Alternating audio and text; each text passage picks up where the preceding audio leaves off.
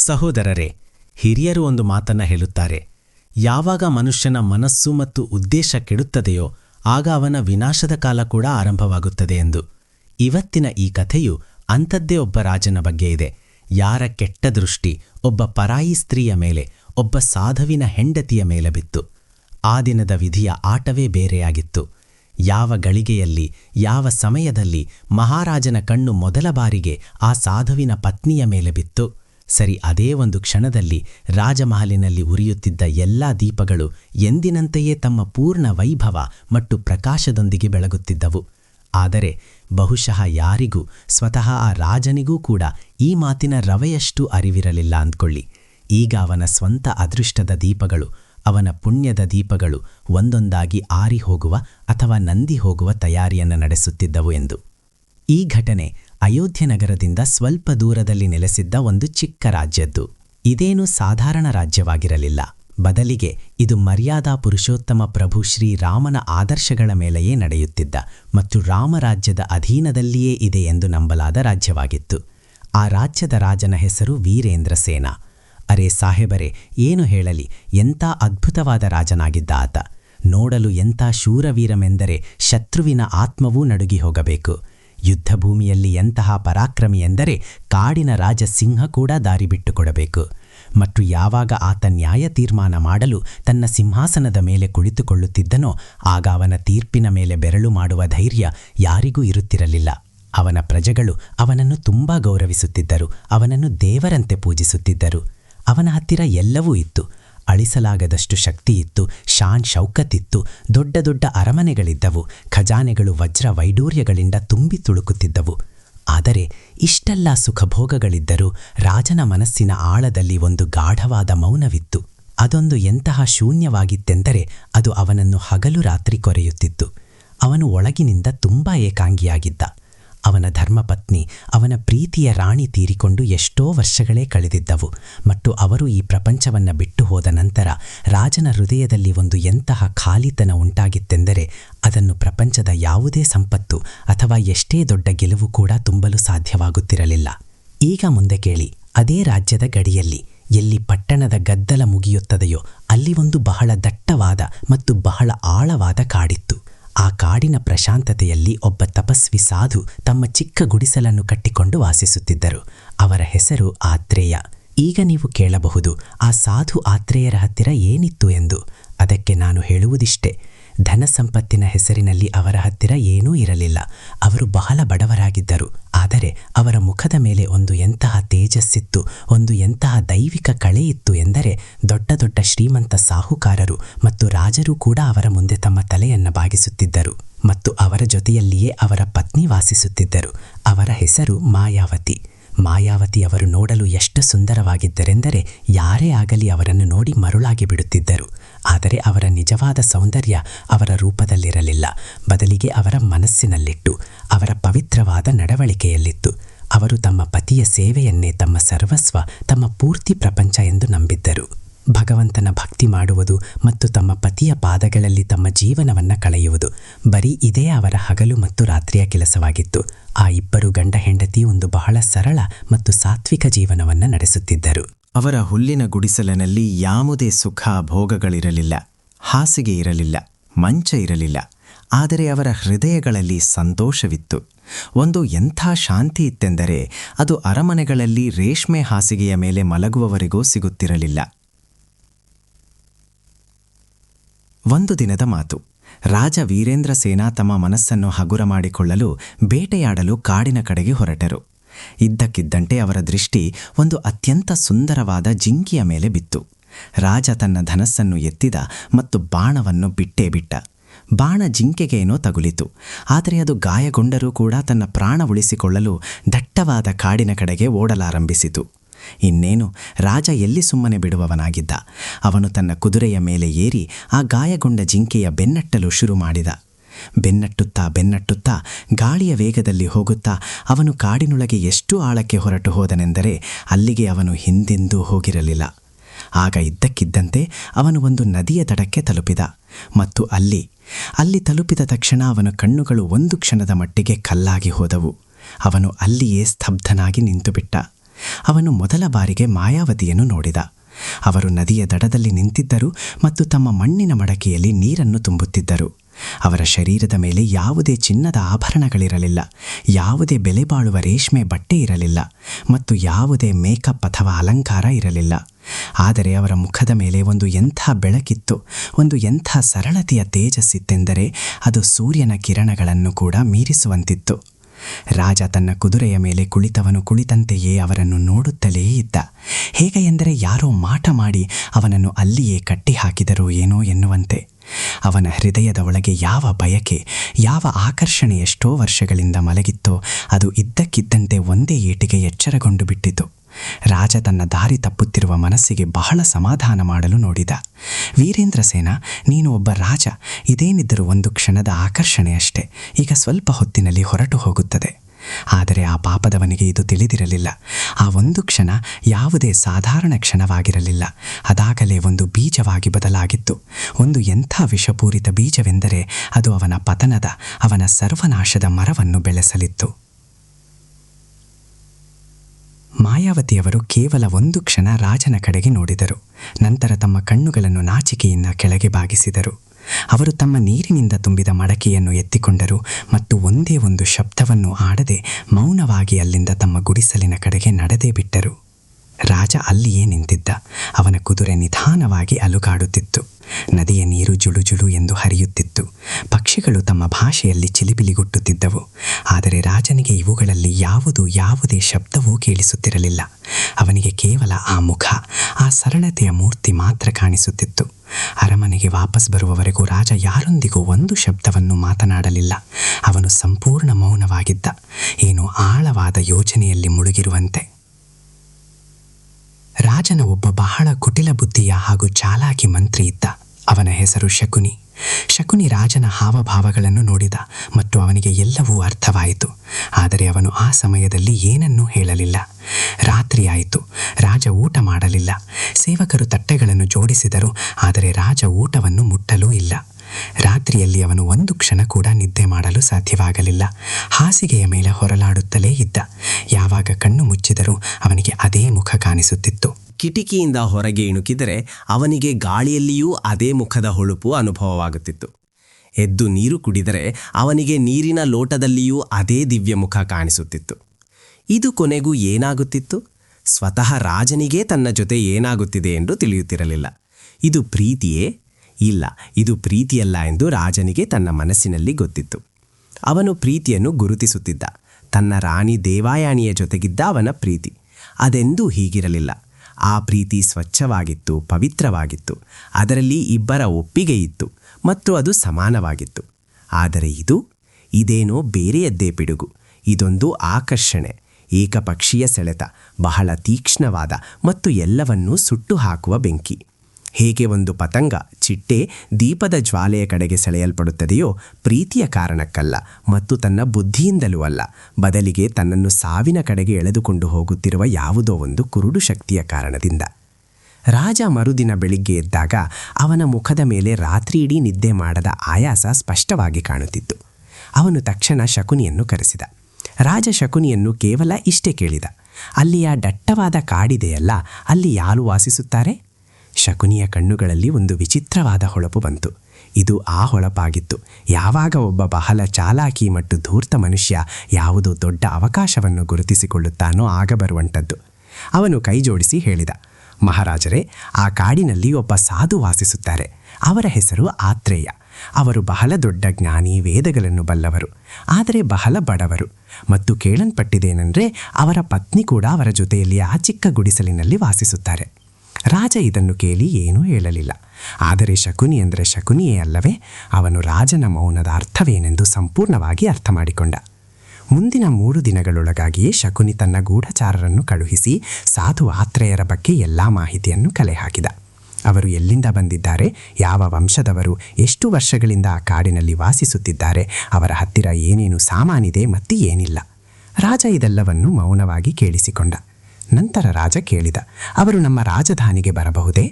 ಶಕುನಿ ಮುಗುಳ್ನಗುತ್ತಾ ಹೇಳಿದ, ಮಹಾರಾಜರೇ, ನೀವು ರಾಜರು. ನೀವೇನಾದರೂ ಅವರನ್ನು ಕರೆದರೆ ನಿಮ್ಮ ಆಜ್ಞೆಯನ್ನು ಇಲ್ಲ ಎನ್ನುವವರು ಈ ಪ್ರಪಂಚದಲ್ಲಿ ಯಾರಿದ್ದಾರೆ? ರಾಜ ಹೇಳಿದ, ಹಾಗಾದರೆ ಸರಿ, ಅವರನ್ನು ಕರೆದುಕೊಂಡು ಬಾ. ಅವರ ಹತ್ತಿರ ಗೌರವದಿಂದ ಹೇಳು, ರಾಜರು ನಿಮ್ಮ ದರ್ಶನ ಮಾಡಲು ಬಯಸುತ್ತಿದ್ದಾರೆ ಎಂದು, ಅವರ ಜ್ಞಾನದಿಂದ ಏನನ್ನಾದರೂ ಕಲಿಯಲು ಬಯಸುತ್ತಿದ್ದಾರೆ ಎಂದು. ಶಕುನಿ ತಲೆಬಾಗಿ ಒಪ್ಪಿಗೆ ಸೂಚಿಸಿದ. ಮತ್ತು ಅದೇ ಸಂಜೆ ಒಬ್ಬ ಸಿಪಾಯಿ ರಾಜನ ಸಂದೇಶವನ್ನು ತೆಗೆದುಕೊಂಡು ವಿಜಯವನದ ಕಡೆಗೆ ಹೊರಟು ನಿಂದ.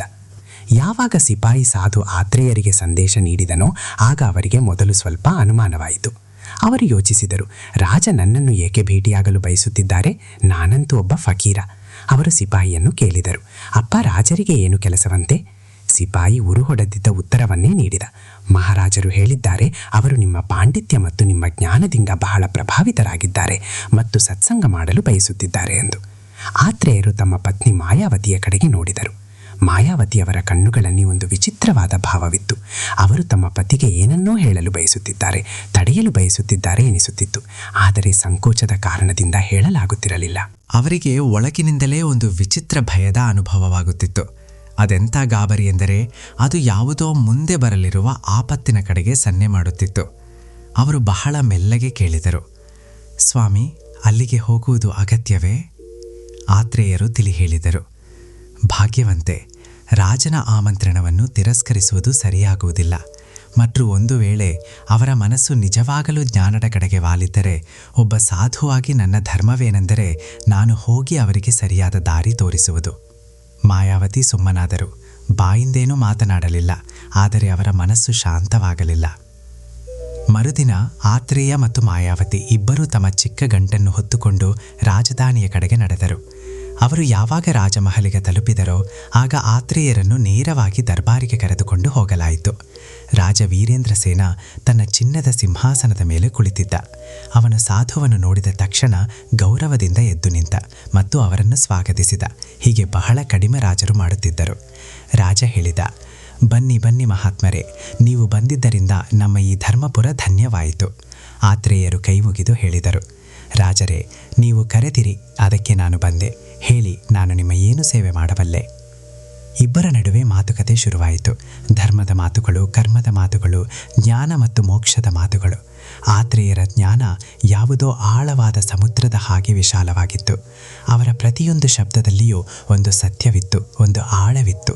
ರಾಜ ಅವರ ಮಾತುಗಳನ್ನು ಕೇಳಿಸಿಕೊಳ್ಳುತ್ತಲೇ ಇದ್ದ. ಮತ್ತು ನಿಜ ಹೇಳಬೇಕೆಂದರೆ ಅವನ ಮನಸ್ಸಿನ ಒಂದು ಭಾಗ ನಿಜವಾಗಲೂ ಅವರ ಮಾತುಗಳಿಂದ ಬಹಳ ಪ್ರಭಾವಿತವಾಗುತ್ತಿತ್ತು.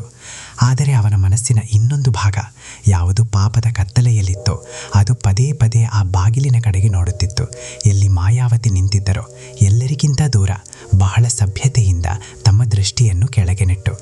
ರಾಜನ ದೃಷ್ಟಿ ಪದೇ ಪದೇ ಆ ಕಡೆ ಜಾರುತ್ತಿತ್ತು ಮತ್ತು ಮಾಯಾವತಿ ಆ ದೃಷ್ಟಿಯನ್ನು ಗ್ರಹಿಸಿಬಿಟ್ಟರು. ಅವರು ಆ ನೋಟವನ್ನು ಗುರುತಿಸುತ್ತಿದ್ದರು. ಅವರು ಒಬ್ಬ ಪತಿವ್ರತಾ ಸ್ತ್ರೀಯಾಗಿದ್ದರು. ಯಾರು ವರ್ಷಗಳಿಂದ ತಮ್ಮ ಪತಿಯ ಜೊತೆ ಇರುತ್ತಾ ಈ ಪ್ರಪಂಚವನ್ನು ನೋಡುತ್ತಿದ್ದರು. ಒಂದು ನೋಟ ಇನ್ನೊಂದು ನೋಟಕ್ಕಿಂತ ಎಷ್ಟು ವಿಭಿನ್ನವಾಗಿರುತ್ತದೆ ಎಂದು ಅವರಿಗೆ ಚೆನ್ನಾಗಿ ತಿಳಿದಿತ್ತು. ಕೆಲವರ ದೃಷ್ಟಿಯಲ್ಲಿ ಗೌರವ ಮತ್ತು ಶ್ರದ್ಧೆ ಇರುತ್ತದೆ, ಇನ್ನು ಕೆಲವರ ದೃಷ್ಟಿಯಲ್ಲಿ ಏನನ್ನೂ ತಿಳಿಯುವ ಆಸಕ್ತಿ. ಆದರೆ ರಾಜನ ದೃಷ್ಟಿಯಲ್ಲಿ ಆ ಬೇರೇನೋ ಇತ್ತು, ಸ್ವಲ್ಪ ಕೊಳಕಾದ ಭಾವವಿತ್ತು. ಮಾಯಾವತಿಯವರ ಮನಸ್ಸು ಭಾರವಾಯಿತು. ಅವರು ಮನಸ್ಸಿನಲ್ಲೇ ತಮ್ಮ ಇಷ್ಟ ದೇವತೆಯನ್ನು, ಭಗವಂತನನ್ನು ನೆನೆಸಿಕೊಂಡರು ಮತ್ತು ಪ್ರಾರ್ಥನೆ ಮಾಡಲಾರಂಭಿಸಿದರು. ಹೇ ಪ್ರಭು, ನನ್ನ ರಕ್ಷಣೆ ಮಾಡು ಎಂದು. ದರ್ಬಾರ್ ಮುಗಿದ ನಂತರ ರಾಜ ಆತ್ರೇಯರಲ್ಲಿ ಆಗ್ರಹಿಸಿದ, ಮಹಾತ್ಮರೇ, ನೀವು ಇಷ್ಟು ದೂರದಿಂದ ಬಂದಿದ್ದೀರಿ. ಕೆಲವು ದಿನ ನೀವು ಇಲ್ಲಿಯೇ ನಮ್ಮ ಅರಮನೆಯಲ್ಲಿ ತಂಗಿರಿ. ನಿಮ್ಮ ಜ್ಞಾನದಿಂದ ನಮ್ಮೆಲ್ಲರಿಗೂ ಬಹಳ ಲಾಭವಾಗುತ್ತದೆ. ಆತ್ರೇಯರು ಮೊದಲು ನಿರಾಕರಿಸಿದರು. ಹೇಳಿದರು, ರಾಜರೇ, ನನ್ನ ಮನೆ ಇರುವುದು ಕಾಡಿನಲ್ಲಿ. ನನಗೆ ಅರಮನೆಗಳ ಅಭ್ಯಾಸವಿಲ್ಲ. ಆದರೆ ರಾಜ ಬಹಳ ಹಠ ಹಿಡಿದಾಗ ಅವರು ಹೇಳಿದರು, ಸರಿ, ನೀವು ಅಷ್ಟೊಂದು ಬಯಸುವುದಾದರೆ ನಾನು ಸ್ವಲ್ಪ ಸಮಯದವರೆಗೆ ಇಲ್ಲಿ ಉಳಿಯಬಲ್ಲೆ. ಇದನ್ನು ಕೇಳಿ ಶಕುನಿ ಮನಸ್ಸಿನಲ್ಲಿ ಕುಟಿಲವಾಗಿ ನಕ್ಕ. ಅವನಿಗೆ ಬೇಕಾಗಿದ್ದದ್ದು ಅದೇ, ಬೇಟೆ ಬಲೆಯಲ್ಲಿ ಸಿಲುಕಿಕೊಳ್ಳಲಿ ಎಂದು. ಮುಂದಿನ ಎಷ್ಟೋ ದಿನಗಳವರೆಗೆ ರಾಜ ದಿನ ಆತ್ರೇಯರನ್ನು ಭೇಟಿಯಾಗುತ್ತಿದ್ದ. ಜ್ಞಾನ ಮತ್ತು ಧರ್ಮದ ಕುರಿತು ಬಹಳಷ್ಟು ಮಾತುಗಳಾಗುತ್ತಿದ್ದವು. ಆದರೆ ರಾಜನ ಮನಸ್ಸು ಯಾವಾಗಲೂ ದಾರಿ ತಪ್ಪಿರುತ್ತಿತ್ತು. ಮಾಯಾವತಿ ಎಲ್ಲ ಸಮಯದಲ್ಲೂ ಅರಮನೆಯ ಯಾವುದೋ ಮೂಲೆಯಲ್ಲಿಯೇ ಇರುತ್ತಿದ್ದರು. ಕೆಲವೊಮ್ಮೆ ಅಡುಗೆ ಮನೆಯಲ್ಲಿ ಅಡುಗೆಯವರಿಗೆ ಸಹಾಯ ಮಾಡುತ್ತಿದ್ದರು, ಕೆಲವೊಮ್ಮೆ ತೋಟಕ್ಕೆ ಹೋಗುತ್ತಿದ್ದರು, ಇನ್ನು ಕೆಲವೊಮ್ಮೆ ತಮ್ಮ ಪತಿ ಆತ್ರೇಯರ ಸೇವೆಯಲ್ಲಿ ತೊಡಗಿರುತ್ತಿದ್ದರು. ಅವರು ಎಂದೂ ರಾಜನನ್ನು ನೇರವಾಗಿ ಭೇಟಿಯಾಗಲಿಲ್ಲ ಮತ್ತು ಎಂದೂ ಅವನ ಕಡೆಗೆ ತಲೆ ಎತ್ತಿ ಕೂಡ ನೋಡಲಿಲ್ಲ. ಆದರೆ ರಾಜ ಅವರನ್ನು ಕದ್ದು ಮುಚ್ಚಿ ನೋಡುತ್ತಲೇ ಇದ್ದ ಮತ್ತು ಶಕುನಿ ಇದೆಲ್ಲವನ್ನೂ ಹದ್ದಿನಂತೆ ಗಮನಿಸುತ್ತಿದ್ದ. ಒಂದು ದಿನದ ಮಾತು. ಯಾವಾಗ ಸಾಧು ಆತ್ರೇಯರು ಧ್ಯಾನದಲ್ಲಿ ಕುಳಿತಿದ್ದರೋ ಮತ್ತು ಮಾಯಾವತಿ ತೋಟದಲ್ಲಿ ಪೂಜೆಗಾಗಿ ಹೂವು ಕೀಳುತ್ತಿದ್ದರೋ ಆಗ ಶಕುನಿ ಸಮಯ ನೋಡಿ ರಾಜನ ಹತ್ತಿರ ಬಂದ. ಅವನು ಬಹಳ ಮೆಲ್ಲಗೆ ಕಿವಿಯಲ್ಲಿ ಪಿಸುಗುಟ್ಟುತ್ತಾ ಹೇಳಿದ, ಮಹಾರಾಜರೇ, ನಿಮ್ಮ ಮನಸ್ಸಿನಲ್ಲಿ ಏನು ನಡೆಯುತ್ತಿದೆಯೋ ನಾನೆಲ್ಲವನ್ನೂ ನೋಡುತ್ತಿದ್ದೇನೆ. ರಾಜ ಅವನ ಕಡೆಗೆ ದೃಷ್ಟಿ ಹೊರಳಿಸಿದ. ಶಕುನಿಯ ಕಣ್ಣುಗಳಲ್ಲಿ ಅದೇ ಚಾಲಾಕಿತನದ ಹೊಳಪಿತ್ತು. ರಾಜ ಕೇಳಿದ, ನೀನು ಏನು ನೋಡುತ್ತಿದ್ದೀಯಾ? ಶಕುನಿ ಹೇಳಿದ, ಇದನ್ನು ಕೂಡ ನಾನೇ ಹೇಳಬೇಕೆ ಮಹಾರಾಜರೇ? ರಾಜ ಸುಮ್ಮನಿದ್ದ. ಶಕುನಿ ತನ್ನ ಮಾತನ್ನು ಮುಂದುವರಿಸಿದ, ಮಹಾರಾಜರೇ, ನೀವು ಈ ಇಡೀ ರಾಜ್ಯದ ರಾಜ. ನಿಮ್ಮ ಇಚ್ಛೆಯೇ ಈ ರಾಜ್ಯದ ಕಾನೂನು. ಯಾವ ವಸ್ತು ನಿಮಗೆ ಇಷ್ಟವಾಗುತ್ತದೆಯೋ ಅದು ನಿಮ್ಮದಾಗಬೇಕು. ರಾಜ ತನ್ನ ಕಣ್ಣುಗಳನ್ನು ಮುಚ್ಚಿಕೊಂಡ ಮತ್ತು ಹೇಳಿದ, ಶಕುನಿ, ಈ ಬಗ್ಗೆ ಮಾತನಾಡಬೇಡ, ಇದು ತಪ್ಪು. ಶಕುನಿ ಹೇಳಿದ, ಮಹಾರಾಜರೇ, ನಾನೇನೂ ಮಾತನಾಡುತ್ತಿಲ್ಲ. ನಾನಂತೂ ಕೇವಲ ನಿಮಗೆ ನಿಮ್ಮ ಶಕ್ತಿಯನ್ನು ನೆನಪಿಸುತ್ತಿದ್ದೇನೆ. ರಾಜ ಹೇಳಿದ, ಆಕೆ ಒಬ್ಬ ಸಾಧುವಿನ ಪತ್ನಿ. ಶಕುನಿ ತಕ್ಷಣ ಉತ್ತರಿಸಿದ, ಮತ್ತು ನೀವು ಒಬ್ಬ ರಾಜ. ರಾಜ ಈ ಬಾರಿ ಸ್ವಲ್ಪ ಕಠಿಣ ಸ್ವರದಲ್ಲಿ ಹೇಳಿದ, ಸಾಕು ಮಾಡು. ಶಕುನಿ ಸುಮ್ಮನಾದ. ಆದರೆ ಯಾವ ವಿಷದ ಬೀಜವನ್ನು ಅವನು ರಾಜನ ಮನಸ್ಸಿನಲ್ಲಿ ಬಿತ್ತಬೇಕಿತ್ತೋ ಅದು ಇಷ್ಟೊತ್ತಿಗಾಗಲೇ ಮೊಳಕೆಯೊಡೆದಿತ್ತು. ಆ ರಾತ್ರಿ ರಾಜನಿಗೆ ಬಿಲ್ಕುಲ್ ನಿದ್ದೆ ಬರಲಿಲ್ಲ. ಅವನು ತನ್ನ ಕಿಟಕಿಯ ಹತ್ತಿರ ಕುಳಿತು ಆಕಾಶವನ್ನೇ ನೋಡುತ್ತಿದ್ದ. ರಾತ್ರಿ ಬಹಳ ದಟ್ಟವಾಗಿತ್ತು. ಆದರೆ ಅವನ ಎದೆಯ ಒಳಗೆ ಒಂದು ಬಹಳ ದೊಡ್ಡ ಬಿರುಗಾಳಿ ಎದ್ದಿತ್ತು. ಅವನ ಮನಸ್ಸಿನ ಒಂದು ಧ್ವನಿ ಹೇಳುತ್ತಿತ್ತು, ವೀರೇಂದ್ರ ಸೇನ, ಎಚ್ಚೆತ್ತುಕೋ, ಇದು ಅಧರ್ಮ, ಇದು ಬಹಳ ದೊಡ್ಡ ಪಾಪ. ಆಗ ಮನಸ್ಸಿನ ಇನ್ನೊಂದು ಧ್ವನಿ, ಯಾವುದು ಕಾಮವಾಸನೆಯಲ್ಲಿ ಮುಳುಗಿತ್ತೋ ಅದು ಹೇಳುತ್ತಿತ್ತು, ಆದರೆ ನೀನು ಒಬ್ಬ ರಾಜ, ನಿನಗೆ ಎಲ್ಲ ಹಕ್ಕಿದೆ. ಒಂದು ಧ್ವನಿ ಹೇಳುತ್ತಿತ್ತು, ಆಕೆ ಒಬ್ಬ ಪತಿವ್ರತಾ ಸ್ತ್ರೀ, ಆಕೆಯನ್ನು ಸತಾಯಿಸಬೇಡ. ಆಗ ಇನ್ನೊಂದು ಧ್ವನಿ ಹೇಳುತ್ತಿತ್ತು, ನಿನ್ನ ಮನಸ್ಸಿನಲ್ಲಿ ಅವಳ ಬಗ್ಗೆ ಪ್ರೀತಿ ಇದೆ. ಆದರೆ ಸತ್ಯವೇನೆಂದರೆ ಅದು ಪ್ರೀತಿಯಾಗಿರಲಿಲ್ಲ. ಪ್ರೀತಿಯಲ್ಲಿ ಯಾವಾಗಲೂ ಕೊಡುವ ಇಚ್ಛೆ ಇರುತ್ತದೆ, ತ್ಯಾಗವಿರುತ್ತದೆ. ಈ ಭಾವನೆಯಲ್ಲಿ ಕೇವಲ ಪಡೆಯುವ, ಕಸಿದುಕೊಳ್ಳುವ ಇಚ್ಛೆ ಇತ್ತು. ಪ್ರೀತಿಯಲ್ಲಿ ನಾವು ಎದುರಿಗಿನವರ ಸಂತೋಷ ನೋಡಿ ಖುಷಿಪಡುತ್ತೇವೆ. ಈ ಭಾವನೆಯಲ್ಲಿ ಎದುರಿಗಿನವರ ಜೀವನವನ್ನು ತನ್ನ ಇಷ್ಟದಂತೆ ತಿರುಗಿಸುವ ಹಠವಿತ್ತು. ಆದರೆ ರಾಜನ ಬುದ್ಧಿ ಭ್ರಷ್ಟವಾಗಿತ್ತು. ಅವನಿಗೆ ಈ ವ್ಯತ್ಯಾಸ ಅರ್ಥವಾಗುತ್ತಿರಲಿಲ್ಲ. ಆ ರಾತ್ರಿ ಅವನು ಯಾವ ನಿರ್ಧಾರ ತೆಗೆದುಕೊಂಡನೋ ಅದು ಅವನ ಜೀವನದ ಅತಿದೊಡ್ಡ ತಪ್ಪು ಎಂದು ಸಾಬೀತಾಗಲಿತ್ತು. ಮರುದಿನ ಬೆಳಗಾಗುತ್ತಿದ್ದಂತೆಯೇ ಅವನು ಶಕುನಿಯನ್ನು ತನ್ನ ಹತ್ತಿರ ಕರೆಸಿದ. ರಾಜ ಕೇವಲ ಇಷ್ಟೇ ಹೇಳಿದ, ಶಕುನಿ, ಏನಾದರೂ ದಾರಿ ಹುಡುಕು. ಶಕುನಿ ರಾಕ್ಷಸಿ ರೀತಿಯಲ್ಲಿ ಮುಗುಳ್ನಕ್ಕ. ಅವನು ಇದೇ ಆದೇಶಕ್ಕಾಗಿ ಕಾಯುತ್ತಿದ್ದನೇನೋ ಎನ್ನುವಂತೆ. ಈಗ ಕೇಳಿ, ಹೇಗೆ ದುರಾಸೆ ಮತ್ತು ಪಾಪಗಳು ಸೇರಿ ಒಂದು ಭಯಾನಕ ಬಲೆಯನ್ನು ಹೆಣೆದವು ಎಂದು. ಶಕುನಿಯ ಬುದ್ಧಿ ಬಹಳ ಚುರುಕಾಗಿ ಓಡುತ್ತಿತ್ತು. ಅದರಲ್ಲೂ ಕೆಟ್ಟ ಕೆಲಸದ ವಿಚಾರ ಬಂದಾಗಲಂತೂ ಹೇಳಲೇಬೇಡಿ. ಈ ವಿಚಾರದಲ್ಲಿ ನೇರವಾಗಿ ಏನನ್ನೂ ಮಾಡಲು ಸಾಧ್ಯವಿಲ್ಲ ಎಂದು ಅವನಿಗೆ ತಿಳಿದಿತ್ತು. ಒಂದು ವೇಳೆ ರಾಜ ಬಲವಂತ ಮಾಡಿದರೆ ಮಾಯಾವತಿ ನೇರವಾಗಿ ನಿರಾಕರಿಸುತ್ತಾಳೆ. ಸಾಧು ಆತ್ರೇಯರು ಅದನ್ನು ವಿರೋಧಿಸುತ್ತಾರೆ ಮತ್ತು ಪ್ರಜೆಗಳಲ್ಲೂ ವಿಷಯ ಹರಡುತ್ತದೆ, ಕೆಟ್ಟ ಹೆಸರಾಗುತ್ತದೆ. ಆದ ಕಾರಣ ಯಾವುದಾದರೂ ಅಂಥ ವಕ್ರದಾರಿಯನ್ನು ಹುಡುಕಬೇಕು. ಅದರಿಂದ ಎಲ್ಲದಕ್ಕಿಂತ ಮೊದಲು ಆ ಸಾಧು ಆತ್ರೇಯನನ್ನೇ ದಾರಿಯಿಂದ ಸರಿಸಿಬಿಡಬೇಕು. ಮತ್ತು ಅವನಿಗೆ ಆ ದಾರಿ ಸಿಕ್ಕಿಬಿಟ್ಟಿತು. ವಿಷಯವೇನೆಂದರೆ, ಸ್ವಲ್ಪ ಸಮಯದ ಹಿಂದಷ್ಟೇ ರಾಜಕೋಶದಿಂದ, ಅಂದರೆ ರಾಜನ ಖಜಾನೆಯಿಂದ ಒಂದು ಬಹಳ ಬೆಲೆಬಾಳುವ ರತ್ನ ಕಳೆದು ಹೋಗಿತ್ತು. ಅದೊಂದು ನೀಲಮಣಿ. ಯಾವುದು ಎಷ್ಟೋ ತಲೆಮಾರುಗಳಿಂದ ಆ ರಾಜ್ಯದ ಆಸ್ತಿ ಎಂದು ನಂಬಲಾಗಿತ್ತು. ಬಹಳ ಶುಭವೆಂದು ತಿಳಿಯಲಾಗಿತ್ತು. ಅದರ ಕಳ್ಳತನದ ಪ್ರಕರಣ ಇವತ್ತಿನವರೆಗೂ ಬಗೆಹರಿದಿರಲಿಲ್ಲ. ಶಕುನಿ ಯೋಚಿಸಿದ, ಇದೇ ಕಳ್ಳತನವಾಗಿರುವ ರತ್ನ ಈಗ ನನಗೆ ಉಪಯೋಗಕ್ಕೆ ಬರುತ್ತದೆ. ಒಂದು ರಾತ್ರಿ ಯಾವಾಗ ಸಾಧು ಆತ್ರೇಯ ಮತ್ತು ಅವರ ಪತ್ನಿ ರಾಜಮಹಲಿನ ಅತಿಥಿಗೃಹದಲ್ಲೇ ಉಳಿದುಕೊಂಡಿದ್ದರೋ, ಶಕುನಿ ತನ್ನ ಒಬ್ಬ ಬಹಳ ನಂಬಿಕಸ್ಥ ಮತ್ತು ದುಡ್ಡಿಗೆ ಮಾರಿಕೊಳ್ಳುವ ಸೈನಿಕನನ್ನು ಗುಟ್ಟಾಗಿ ಕಾಡಿನಲ್ಲಿ ಅವರ ಗುಡಿಸಲಿನ ಕಡೆಗೆ ಕಳುಹಿಸಿದ. ಶಕುನಿಯ ನೀಲಮಣಿಯನ್ನು, ಅದನ್ನು ಅವನೇ ಕದ್ದು ಎಲ್ಲೋ ಬಚ್ಚಿಟ್ಟಿದ್ದನಲ್ಲ, ಆ ಸೈನಿಕನಿಗೆ ಕೊಟ್ಟ ಮತ್ತು ಹೇಳಿದ, ಇದನ್ನು ಸಾಧು ಆತ್ರೇಯರ ಗುಡಿಸಲಿನಲ್ಲಿ ಒಂದು ದೊಡ್ಡ ಕಲ್ಲಿನ ಕೆಳಗೆ ಹೂತು ಬಿಡ ಎಂದು. ಮರುದಿನವೇ ದರ್ಬಾರ್ ಸೇರಿತು. ಅಚಾನಕ್ಕಾಗಿ ಒಬ್ಬ ಸಾಕ್ಷಿಯನ್ನು ಹಾಜರುಪಡಿಸಲಾಯಿತು. ಆ ಮನುಷ್ಯ ನಡುಗುತ್ತಾ ಹೇಳಿದ, ಮಹಾರಾಜರೇ, ನಾನು ನನ್ನ ಕಣ್ಣಾರೆ ನೋಡಿದ್ದೇನೆ. ಕಳ್ಳತನವಾದ ಆ ಶಾಹಿ ರತ್ನ ಕಾಡಿನಲ್ಲಿ ಆ ಸಾಧುವಿನ ಗುಡಿಸಲಿನಲ್ಲಿಯೇ ಬಚ್ಚಿಡಲಾಗಿದೆ. ಇದನ್ನು ಕೇಳುತ್ತಿದ್ದಂತೆ ಇಡೀ ದರ್ಬಾರಿನಲ್ಲಿ ಸೂಜಿ ಬಿದ್ದರೂ ಕೇಳುವಷ್ಟು ನೀರವ ಮೌಢ ಆವರಿಸಿತು. ಸಾಧು ಆತ್ರೇಯರು ಕೂಡ ಅಲ್ಲಿಯೇ ಕುಳಿತಿದ್ದರು. ಅವರ ಮುಖದ ಮೇಲೆ ಯಾವುದೇ ಗಾಬರಿ ಇರಲಿಲ್ಲ, ಯಾವುದೇ ಭಯವಿರಲಿಲ್ಲ, ಕೋಪವೂ ಇರಲಿಲ್ಲ ಮತ್ತು ತನ್ನನ್ನು ರಕ್ಷಿಸಿಕೊಳ್ಳುವ ಯಾವುದೇ ತಹತಹಿಕೆಯೂ ಇರಲಿಲ್ಲ. ಅವರು ಸಂಪೂರ್ಣ ಶಾಂತವಾಗಿದ್ದರು. ಹೇಗೆ ಆಳವಾದ ನೀರು ಶಾಂತವಾಗಿರುತ್ತದೆಯೋ ಹಾಗೆ. ಅವರು ಕೇವಲ ಇಷ್ಟೇ ಹೇಳಿದರು, ರಾಜರೇ, ಇದು ಹಸಿ ಸುಳ್ಳು. ನಾನೊಬ್ಬ ಸಾಧು. ನನಗೂ ಕಲ್ಲುಗಳಿಗೂ ಏನು ಸಂಬಂಧ? ರಾಜ ಯಾರು ಈ ಸುಳ್ಳನ್ನು ತಡೆಯಬಹುದಾಗಿತ್ತೋ ಕಣ್ಣು ತಪ್ಪಿಸುತ್ತಾ ಹೇಳಿದ, ಇದರ ತನಿಖೆ ನಡೆಸಲಾಗುವುದು. ತನಿಖೆ ಮಾಡುವ ತಂಡ ತಕ್ಷಣ ವಿಜಯವನಕ್ಕೆ ಹೊರಟಿತು. ಬಹಳಷ್ಟು ಜನ ಹೋದರು. ಅಲ್ಲಿಗೆ ಹೋಗಿ ಹೇಳಲ್ಪಟ್ಟ ಆ ಕಲ್ಲನ್ನು ಎತ್ತಲಾಯಿತು ಮತ್ತು ಮೊದಲೇ ತೀರ್ಮಾನವಾದಂತೆ ಅದರ ಕೆಳಗಿನಿಂದ ಆ ನೀಲಮಣಿ ಹೊಳೆಯುತ್ತಾ ಸಿಕ್ಕಿಬಿಟ್ಟಿತು. ಎಲ್ಲರೂ ವಾಪಸ್ ಬಂದರು. ರಾಜನ ಮುಂದೆ ಆ ರತ್ನವನ್ನು ತಟ್ಟೆಯಲ್ಲಿ ಇಡಲಾಯಿತು. ದರ್ಬಾರಿನಲ್ಲಿ ಎಲ್ಲರೂ ಸುಮ್ಮನಿದ್ದರು. ಎಲ್ಲರ ಉಸಿರು ಬಿಗಿ ಹಿಡಿದಿತ್ತು. ಆತ್ರೇಯರು ಮತ್ತೊಮ್ಮೆ ಹೇಳಿದರು, ರಾಜರೇ, ಇದೊಂದು ಆಳವಾದ ಪಿತೂರಿ. ನನ್ನನ್ನು ಸಿಕ್ಕಿ ಹಾಕಿಸಲಾಗುತ್ತಿದೆ. ಶಕುನಿ ತಕ್ಷಣ ಮಧ್ಯ ಬಾಯಿ ಹಾಕಿ ಹೇಳಿದ, ಮಹಾತ್ಮರೇ, ಪಿತೂರಿಯ ಆರೋಪವನ್ನು ಆ ಮನುಷ್ಯನೇ ಮಾಡುತ್ತಾನೆ ಯಾರ ಹತ್ತಿರ ತನ್ನ ಸಮರ್ಥನೆಗೆ ಸತ್ಯದ ಬೆಂಬಲವಿರುವುದಿಲ್ಲವೋ. ಸಾಕ್ಷಿ ನಿಮ್ಮ ಮುಂದೆಯೇ ಇದೆ. ಆತ್ರೇಯರ ಕಣ್ಣುಗಳು ಒಂದು ಕ್ಷಣದ ಮಟ್ಟಿಗೆ ಶಕುನಿಯ ಮೇಲೆ ನಿಂತವು. ನಂತರ ಅವರು ರಾಜನ ಕಡೆಗೆ ತಿರುಗಿದರು. ಅವರು ರಾಜನ ಕಣ್ಣಲ್ಲಿ ಕಣ್ಣಿಟ್ಟು ಹೇಳಿದರು, ರಾಜರೇ, ಏನೆಲ್ಲ ನಡೆಯುತ್ತಿದೆಯೋ ಅದರ ಸತ್ಯ ನಿಮಗೂ ತಿಳಿದಿದೆ, ನನ್ನ ದೇವರಿಗೂ ತಿಳಿದಿದೆ, ಮತ್ತು ಯಾರು ಈ ಇಡೀ ಪ್ರಪಂಚದ ಸಾಕ್ಷಿಯೋ ಆ ಮೇಲಿರುವವನು ಕೂಡ ಎಲ್ಲವನ್ನೂ ನೋಡುತ್ತಿದ್ದಾನೆ. ರಾಜನ ಕಣ್ಣುಗಳು ನಾಚಿಕೆಯಿಂದ ಬಾಗಿ ಹೋದವು. ಅವನು ದೃಷ್ಟಿ ಸೇರಿಸಲಾಗಲಿಲ್ಲ. ಆದರೆ ಅವನು ಆದೇಶ ನೀಡಿದ, ಕಳ್ಳತನ ಸಾಬೀತಾಗಿದೆ, ಸಾಧುವನ್ನು ಸೆರೆಮನೆಗೆ ತಳ್ಳಲಾಗಲಿ. ಯಾವಾಗ ಮಾಯಾವತಿಗೆ ಈ ಸುದ್ದಿ ಮುಟ್ಟಿತೋ ಅವರ ಕಣ್ಣುಗಳಿಂದ ನೀರು ಹರಿಯಲಾರಂಭಿಸಿತು. ಆದರೆ ಆ ಕಣ್ಣೀರು ದೌರ್ಬಲ್ಯದ ಕಣ್ಣೀರಾಗಿರಲಿಲ್ಲ.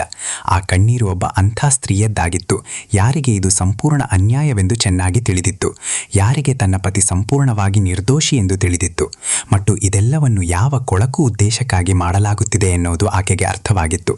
ಆಕೆ ತನ್ನ ಕಣ್ಣೀರು ಒರೆಸಿಕೊಂಡಳು, ಭಗವಂತನ ನಾಮಸ್ಮರಣೆ ಮಾಡಿರಳು ಮತ್ತು ಎದೆ ಸೆಟೆಸಿ ನೇರವಾಗಿ ಕುಳಿತಳು.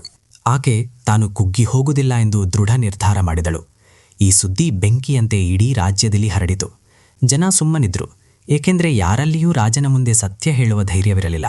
ಆದರೆ ಮನಸ್ಸಿನಲ್ಲೇ ಪ್ರತಿಯೊಬ್ಬರಿಗೂ, ಮಗುವಿಗೂ ಕೂಡ ಇದು ತಪ್ಪು ನಡೆಯುತ್ತಿದೆ ಎಂದು ತಿಳಿದಿತ್ತು. ಹಳ್ಳಿಯ ಹಿರಿಯರು ತಮ್ಮ ಕಟ್ಟೆಯ ಮೇಲೆ ಪಿಸುಗುಟ್ಟುತ್ತಿದ್ದರು.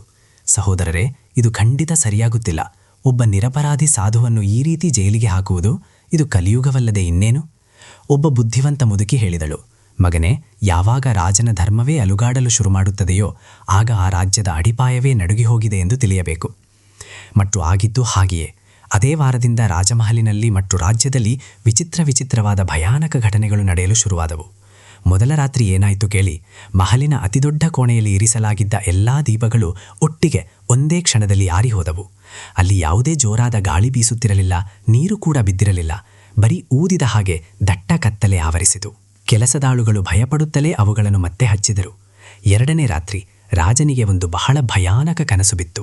ಅದು ಎಂಥ ಕನಸಾಗಿತ್ತೆಂದರೆ ಅವನು ತನ್ನ ಇಡೀ ಜೀವನದಲ್ಲಿ ಅದನ್ನು ಮರೆಯಲು ಸಾಧ್ಯವಾಗಲಿಲ್ಲ. ಆ ಕನಸಿನಲ್ಲಿ ಅವನು ಒಂದು ದಿವ್ಯ ಧನುಸ್ಸನ್ನು ನುಡಿದ.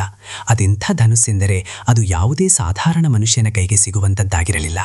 ಆ ಧನುಸ್ಸಿನ ಹೆದೆ ಧರೆಯಿಂದ ಇದ್ದಕ್ಕಿದ್ದಂತೆ ಒಂದು ಜೋರಾದ ಟಂಕಾರ ಕೇಳಿಸಿತು. ಆ ಟಂಕಾರ, ಆ ಶಬ್ದ ಎಷ್ಟು ತೀಕ್ಷ್ಣವಾಗಿ ಮತ್ತು ಭಯಾನಕವಾಗಿತ್ತೆಂದರೆ ರಾಜನ ನಿದ್ದೆಯೇ ಹಾರಿಹೋಯಿತು. ಮತ್ತು ಆ ಟಂಕಾರದ ಶಬ್ದದೊಂದಿಗೆ ಗಾಳಿಯಲ್ಲಿ ಒಂದು ಭಾರವಾದ ದನಿ ಪ್ರತಿಧ್ವನಿಸಿತು. ಮರ್ಯಾದೆ ಭಂಗವಾಗಿದೆ. ರಾಜ ಗಡಬಿಡಿಸಿ ಎದ್ದು ಕುಳಿತ. ಅವನು ಬೆವರಿನಿಂದ ಸಂಪೂರ್ಣವಾಗಿ ತೊಯ್ದು ಹೋಗಿದ್ದ. ಅವನ ಎದೆಬಡಿತ ಜೋರಾಗಿತ್ತು. ಮರ್ಯಾದೆ ಭಂಗವಾಗಿದೆ. ಈ ಶಬ್ದಗಳು ಅವನ ಕಿವಿಯಲ್ಲಿ ಪದೇ ಪದೇ ಪ್ರತಿಧ್ವನಿಸುತ್ತಿದ್ದವು. ಮೂರನೇ ದಿನ ಗದ್ದೆಗಳಿಂದ ಕೆಟ್ಟ ಸುದ್ದಿ ಬಂತು. ಧರ್ಮಪುರದ ಪೂರ್ವ ಭಾಗದಲ್ಲಿ ಎಲ್ಲಿ ಗೋಧಿಯ ಬೆಳೆ ಬಂಗಾರದಂತೆ ನಳನಳಿಸುತ್ತಿತ್ತೋ ಅಲ್ಲಿಯ ಗದ್ದೆಗಳು ಇದ್ದಕ್ಕಿದ್ದಂತೆ ಕಾರಣವಿಲ್ಲದೆ ಒಣಗಲು ಶುರುವಾಗಿದ್ದವು. ನದಿಯ ನೀರು ಕೂಡ ಕಡಿಮೆಯಾಗಿತ್ತು. ಕಳೆದ 50 ವರ್ಷಗಳಲ್ಲಿ ಎಂದೂ ಒಣಗದ ಒಂದು ಹಳೆಯ ಬಾವಿಯ ನೀರು ಕೂಡ ಇಳಿದು ಹೋಗಿತ್ತು. ರೈತರು ಕೆಟ್ಟದಾಗಿ ಹೆದರಿ ಹೋದರು. ರಾಜ ಜ್ಯೋತಿಷಿಗಳನ್ನು ಕರೆಸಲಾಯಿತು. ಒಬ್ಬ ವಯಸ್ಸಾದ ಮತ್ತು ಜ್ಞಾನಿ ಪಂಡಿತ, ಅವರ ಹೆಸರು ಅಮರನಾಥ. ಅವರು ರಾಜನಿಗೆ ಹೇಳಿದರು, ರಾಜರೇ, ಇದೇನು ಪ್ರಕೃತಿ ವಿಕೋಪವಲ್ಲ, ಇದೊಂದು ಸಂಕೇತ, ಒಂದು ಮುನ್ಸೂಚನೆ. ರಾಜ ಕೇಳಿದ, ಯಾವ ವಿಚಾರದ ಸಂಕೇತ? ಪಂಡಿತರು ಭಯದಿಂದ ಸುಮ್ಮನಿದ್ದರು. ರಾಜ ಮತ್ತೆ ಒತ್ತಾಯಪೂರ್ವಕವಾಗಿ ಕೇಳಿದ, ಹೇಳು, ಯಾವ ವಿಷಯದ ಸಂಕೇತವಿದು? ಪಂಡಿತರು ಧೈರ್ಯ ಮಾಡಿ ಹೇಳಿದರು, ರಾಜರೇ, ನನ್ನನ್ನು ಕ್ಷಮಿಸಿ. ಆದರೆ ಸತ್ಯವೇನೆಂದರೆ, ಯಾವಾಗ ಒಂದು ರಾಜ್ಯದಲ್ಲಿ ಅಧರ್ಮವಾಗುತ್ತದೆಯೋ, ಯಾವಾಗ ಯಾರಾದರೂ ನಿರಪರಾಧಿಗೆ ಶಿಕ್ಷೆ ನೀಡಲಾಗುತ್ತದೆಯೋ ಆಗ ಆ ರಾಜ್ಯದ ಭೂಮಿ ಕೂಡ ಅದನ್ನು ಸ್ವೀಕರಿಸಲು ನಿರಾಕರಿಸುತ್ತದೆ. ಭೂದೇವಿ ಕೋಪಿಸಿಕೊಳ್ಳುತ್ತಾಳೆ. ರಾಜನ ಮುಖ ಕೋಪದಿಂದ ಕೆಂಪಾಯಿತು. ನೀನು ನನ್ನನ್ನು ಅಧರ್ಮಿ ಎನ್ನುತ್ತಿದ್ದೀಯಾ? ಪಂಡಿತರು ಕೈ ಮುಗಿದರು. ರಾಜರೇ, ನಾನು ಕೇವಲ ನಮ್ಮ ಶಾಸ್ತ್ರಗಳಲ್ಲಿ ಬರೆದಿರುವುದನ್ನೇ ಹೇಳುತ್ತಿದ್ದೇನೆ. ಅದೇ ಸಂಜೆ ಇನ್ನೊಂದು ವಿಚಿತ್ರ ಘಟನೆ ನಡೆಯಿತು. ದರ್ಬಾರ್ ನಡೆಯುತ್ತಿತ್ತು. ಆಗೊಬ್ಬ ಮುದುಕ ಅಲ್ಲಿಗೆ ಬಂದ. ಅವನು ನೋಡಲು ಬಹಳ ಸಾಧಾರಣವಾಗಿದ್ದ. ಅವನು ಕೊಳಕಾದ ಬಟ್ಟೆಗಳನ್ನು ಧರಿಸಿದ್ದ.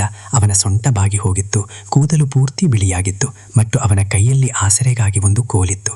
ಆದರೆ ಯಾವಾಗ ಅವನು ದರ್ಬಾರಿನ ಬಾಗಿಲಿಗೆ ಬಂದು ನಿಂತನೋ ಒಂದು ವಿಚಿತ್ರ ವಿಷಯ ನಡೆಯಿತು. ದರ್ಬಾರಿನಲ್ಲಿ ಏನೆಲ್ಲ ಗದ್ದಲಗಳಾಗುತ್ತಿದ್ದವೋ, ಏನೆಲ್ಲ ಮಾತುಗಳಾಗುತ್ತಿದ್ದವೋ ಅವೆಲ್ಲವೂ ಇದ್ದಕ್ಕಿದ್ದಂತೆ ನಿಂತು ಹೋದವು. ಪ್ರತಿಯೊಬ್ಬರ ದೃಷ್ಟಿ ಆ ಮುದುಕನ ಮೇಲೆ ಹೋಗಿ ನಿಂತಿತು. ಅವನು ನಿಧಾನವಾಗಿ ಟಕ್ ಟಕ್ ಶಬ್ದ ಮಾಡುತ್ತಾ ನಡೆಯಲಾರಂಭಿಸಿದ ಮತ್ತು ರಾಜನ ಸರಿ ಎದುರಿಗೆ ಹೋಗಿ ನಿಂತ. ಕಾವಲುಗಾರರು ಅವನನ್ನು ತಡೆಯಲು ಪ್ರಯತ್ನಿಸಿದರು, ಭರ್ಜಿಗಳನ್ನು ಅಡ್ಡ ಹಿಡಿದರು. ಆದರೆ ಅವನು ನಿಲ್ಲಲಿಲ್ಲ. ಮತ್ತು ಎಲ್ಲಕ್ಕಿಂತ ಆಶ್ಚರ್ಯದ ವಿಷಯವೆಂದರೆ ಅವನನ್ನು ಯಾರೂ ತಡೆಯಲು ಕೂಡ ಆಗಲಿಲ್ಲ. ಯಾವುದೋ ಅದೃಶ್ಯ ಶಕ್ತಿ ಅವನ ಜೊತೆ ನಡೆಯುತ್ತಿದೆಯೇನೋ ಎಂಬಂತೆ. ರಾಜ ಅವನನ್ನು ಸೂಕ್ಷ್ಮವಾಗಿ ನೋಡಿದ. ಆ ಮುದುಕನಲ್ಲಿ ಏನೋ ಇತ್ತು. ಸಾಧಾರಣ ಮನುಷ್ಯರಲ್ಲಿ ಇರದ ಒಂದು ಗಾಂಭೀರ್ಯವಿತ್ತು. ಅವನು ಈ ಪ್ರಪಂಚದವನಾಗಿದ್ದರೂ ಈ ಪ್ರಪಂಚಕ್ಕೆ ಅಂಟಿಕೊಂಡಿಲ್ಲವೇನೋ ಎನಿಸುತ್ತಿತ್ತು. ರಾಜ ಖಡಕ್ ದನಿಯಲ್ಲಿ ಕೇಳಿದ, ನೀನು ಯಾರು? ಆ ಮುದುಕ ಹೇಳಿದ, ನಾನು ಒಬ್ಬ ಪ್ರಯಾಣಿಕ, ಮುಸಾಫಿರ್. ಅವನ ದನಿ ಬಹಳ ನಿಧಾನವಾಗಿತ್ತು, ಆದರೆ ಅದರಲ್ಲಿ ಒಂದು ವಿಚಿತ್ರವಾದ ಆಳವಿತ್ತು. ಯಾವುದೋ ಆಳವಾದ ಗುಹೆ ಅಥವಾ ನದಿಯ ದನಿ ಇದ್ದ ಹಾಗೆ. ಪ್ರಯಾಣಿಕ, ಎಲ್ಲಿಂದ ಬಂದಿದ್ದೀಯಾ? ರಾಜ ಮತ್ತೆ ಕೇಳಿದ. ಬಹಳ ದೂರದಿಂದ ಬಂದಿದ್ದೇನೆ ಮತ್ತು ಒಂದು ಬಹಳ ಮುಖ್ಯವಾದ ಸಂದೇಶ ತೆಗೆದುಕೊಂಡು ಬಂದಿದ್ದೇನೆ. ಇಡೀ ದರ್ಬಾರಿನಲ್ಲಿ ನೀರವ ಮೌನ ಆವರಿಸಿತ್ತು. ಆ ಮುದುಕ ತನ್ನ ಹರಿತವಾದ ಕಣ್ಣುಗಳನ್ನು ರಾಜನ ಕಣ್ಣುಗಳಲ್ಲಿ ನೆಟ್ಟ. ರಾಜರೇ, ನೀವೆಂದಾದರೂ ಯೋಚಿಸಿದ್ದೀರಾ ಶಕ್ತಿ ಮತ್ತು ನ್ಯಾಯದಲ್ಲಿ ಏನು ವ್ಯತ್ಯಾಸವಿರುತ್ತದೆ ಎಂದು? ರಾಜ ಸುಮ್ಮನಿದ್ದ. ಮುದುಕ ಮುಂದುವರಿಸಿದ, ಶಕ್ತಿಯಿಂದ ನೀನು ಯಾರನ್ನು ಬೇಕಾದರೂ ಬಾಗಿಸಬಹುದು, ಹೆದರಿಸಬಹುದು. ಆದರೆ ನ್ಯಾಯದಿಂದ ಮಾತ್ರ ನೀನು ಸ್ವತಃ ನೇರವಾಗಿ ನಿಂತುಕೊಳ್ಳಬಲ್ಲೆ. ಯಾವಾಗ ಒಬ್ಬ ರಾಜ ಅನ್ಯಾಯ ಮಾಡುತ್ತಾನೋ ಆಗ ಅವನ ಶಕ್ತಿಯೇ ಅವನಿಗೆ ಒಂದು ಶಾಪವಾಗಿ ಬದಲಾಗುತ್ತದೆ. ರಾಜನ ತುಟಿಗಳು ಕೋಪದಿಂದ ನಡುಗಿದವು. ನನ್ನ ದರ್ಬಾರಿನಲ್ಲಿ ಇಂಥ ಮಾತುಗಳನ್ನಾಡುವ ಧೈರ್ಯ ನಿನಗೆ ಎಲ್ಲಿಂದ ಬಂತು? ಮುದುಕ ಮಾತಿನ ಮಧ್ಯೆಯೇ ಬಾಯಿ ಹಾಕುತ್ತಾ ಹೇಳಿದ, ರಾಜರೇ, ಯಾವ ಸ್ತ್ರೀಯ ಮೇಲೆ ನಿಮ್ಮ ಕೆಟ್ಟ ದೃಷ್ಟಿ ಇದೆಯೋ ಆಕೆ ಬೆಂಕಿಯ ಹಾಗೆ ಪವಿತ್ರವಾಗಿದ್ದಾಳೆ. ಮತ್ತು ನೆನಪಿಡಿ, ಬೆಂಕಿಯನ್ನು ಮುಟ್ಟಲು ಹೋದರೆ ಸುಟ್ಟು ಹೋಗುವಿರಿ, ಬೂದಿಯಾಗಿ ಹೋಗುವಿರಿ. ಮತ್ತು ಆಗ ಹೀಗೊಂದು ಘಟನೆ ನಡೆಯಿತು, ಅದನ್ನು ಯಾರೂ ಎಂದೂ ನೋಡಿರಲಿಲ್ಲ. ಆ ಮುದುಕನ ಕಣ್ಣುಗಳಲ್ಲಿ ಕೇವಲ ಒಂದು ಕ್ಷಣದ ಮಟ್ಟಿಗೆ ಮಿಂಚಿನಂಥ ಬೆಳಕು ಮಿಂಚಿತು. ಆ ಬೆಳಕು ಎಷ್ಟು ತೀಕ್ಷ್ಣವಾಗಿತ್ತೆಂದರೆ ಹತ್ತಿರ ಕುಳಿತಿದ್ದ ದರ್ಬಾರಿಗಳು ಕೂಡ ತಮ್ಮ ಕಣ್ಣುಗಳನ್ನು ಮುಚ್ಚಿಕೊಳ್ಳಬೇಕಾಯಿತು. ಮತ್ತು ಆ ಬೆಳಕು ಒಂದೇ ಕ್ಷಣದಲ್ಲಿ ಮಾಯವಾಯಿತು. ಯಾವಾಗ ಜನರು ಕಣ್ಣು ಬಿಟ್ಟರೋ ಆ ಮುದುಕ ಅಲ್ಲಿರಲಿಲ್ಲ. ಯಾರೂ ಅವನನ್ನು ಹೋಗಿದ್ದನ್ನು ನೋಡಲಿಲ್ಲ. ಅವನು ಯಾವಾಗ ಬಂದ, ಎಲ್ಲಿಂದ ಬಂದ ಮತ್ತು ಎಲ್ಲಿ ಗಾಳಿಯಾದ ಎಂದು ಯಾರಿಗೂ ತಿಳಿಯಲಿಲ್ಲ. ದರ್ಬಾರಿನಲ್ಲಿ ಗಾಢ ಮೌನ ಆವರಿಸಿತ್ತು. ರಾಜನ ಕೈಗಳು ಥರಥರ ನಡುಗುತ್ತಿದ್ದವು. ಆ ರಾತ್ರಿ ರಾಜನಿಗೆ ನಿದ್ದೆ ಬರಲಿಲ್ಲ. ಆ ಮುದುಕನ ಮಾತುಗಳು ಅವನ ತಲೆಯಲ್ಲಿ ಸುತ್ತಿಗೆಯಿಂದ ಹೊಡೆದ ಹಾಗೆ ಕೇಳಿಸುತ್ತಿದ್ದವು. ಬೆಂಕಿಯನ್ನು ಮುಟ್ಟಲು ಹೋದರೆ ಸುಟ್ಟು ಹೋಗುವಿರಿ. ಆದರೆ ಹೇಳ್ತಾರಲ್ಲ, ವಿನಾಶಕಾಲೆ ವಿಪರೀತ ಬುದ್ಧಿ ಎಂದು.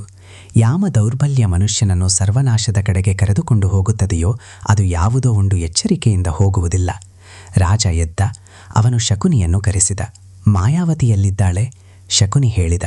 ಮಹಾರಾಜರೇ, ಆಕೆ ಅರಮನೆಯ ಪೂರ್ವದ ಕೋಣೆಯಲ್ಲಿ ಸೆರೆಯಾಗಿದ್ದಾಳೆ. ರಾಜ ಹುಕುಂ ನೀಡಿದ. ಆಕೆಯನ್ನು ನನ್ನ ಹತ್ತಿರ ಕರೆದುಕೊಂಡು ಬಾ. ಶಕುನಿ ಕಂಡು ತಗ್ಗಿಸಿದ ಮತ್ತು ಅಲ್ಲಿಂದ ಹೊರಟು ಹೋದ. ಸ್ವಲ್ಪ ಸಮಯದ ನಂತರ ಅವನು ಗಾಬರಿಯಿಂದ ವಾಪಸ್ ಬಂದ. ಮಹಾರಾಜರೇ, ಆಕೆ ಬರಲು ಸ್ಪಷ್ಟವಾಗಿ ನಿರಾಕರಿಸುತ್ತಿದ್ದಾಳೆ. ರಾಜನ ಮುಖ ಕಲ್ಲಿನಂತೆ ಕಠಿಣವಾಯಿತು. ನಿರಾಕರಿಸುತ್ತಿದ್ದಾಳ? ನನ್ನ ಸೆರೆಯಲ್ಲಿದ್ದುಕೊಂಡು ನನಗೆ ಇಲ್ಲ ಎನ್ನುತ್ತಿದ್ದಾಳ? ಹೌದು ಮಹಾರಾಜರೇ. ಯಾರಿಗೆ ಅಷ್ಟು ಧೈರ್ಯ? ಶಕುನಿ ಹೇಳಿದ. ಮಹಾರಾಜರೇ, ಆಕೆ ಹೇಳುತ್ತಾಳೆ, ನಾನು ಒಬ್ಬ ಪತಿವ್ರತಾ ಸ್ತ್ರೀ. ನನ್ನ ಪತಿ ಈ ಸಮಯದಲ್ಲಿ ಜೈಲಿನಲ್ಲಿದ್ದಾರೆ. ನಾನು ಯಾವುದೇ ಪರಪುರುಷ ಅಥವಾ ರಾಜನ ಎದುರಿಗೆ ಹೋಗುವುದಿಲ್ಲ. ರಾಜ ಕೋಪದಲ್ಲಿ ತನ್ನ ಜಾಗದಿಂದ ಎದ್ದು ನಿಂತ. ಅವನು ತಾನೇ ಆ ಕೋಣೆಯ ಕಡೆಗೆ ನಡೆದ. ಆದರೆ ಅವನು ಆ ಕೋಣೆಯ ಬಾಗಿಲು ತೆರೆದ ತಕ್ಷಣ ಅವನು ಅಲ್ಲಿಯೇ ಬೆಚ್ಚಿಬಿದ್ದ. ಅವನು ನೋಡಿದ ದೃಶ್ಯ ಅವನ ಹೆಜ್ಜೆಗಳನ್ನು ತಡೆದು ನಿಲ್ಲಿಸಿತು. ಮಾಯಾವತಿ ಕೋಣೆಯ ಮಧ್ಯದಲ್ಲಿ ನೆಲದ ಮೇಲೆ ಕುಳಿತಿದ್ದರು.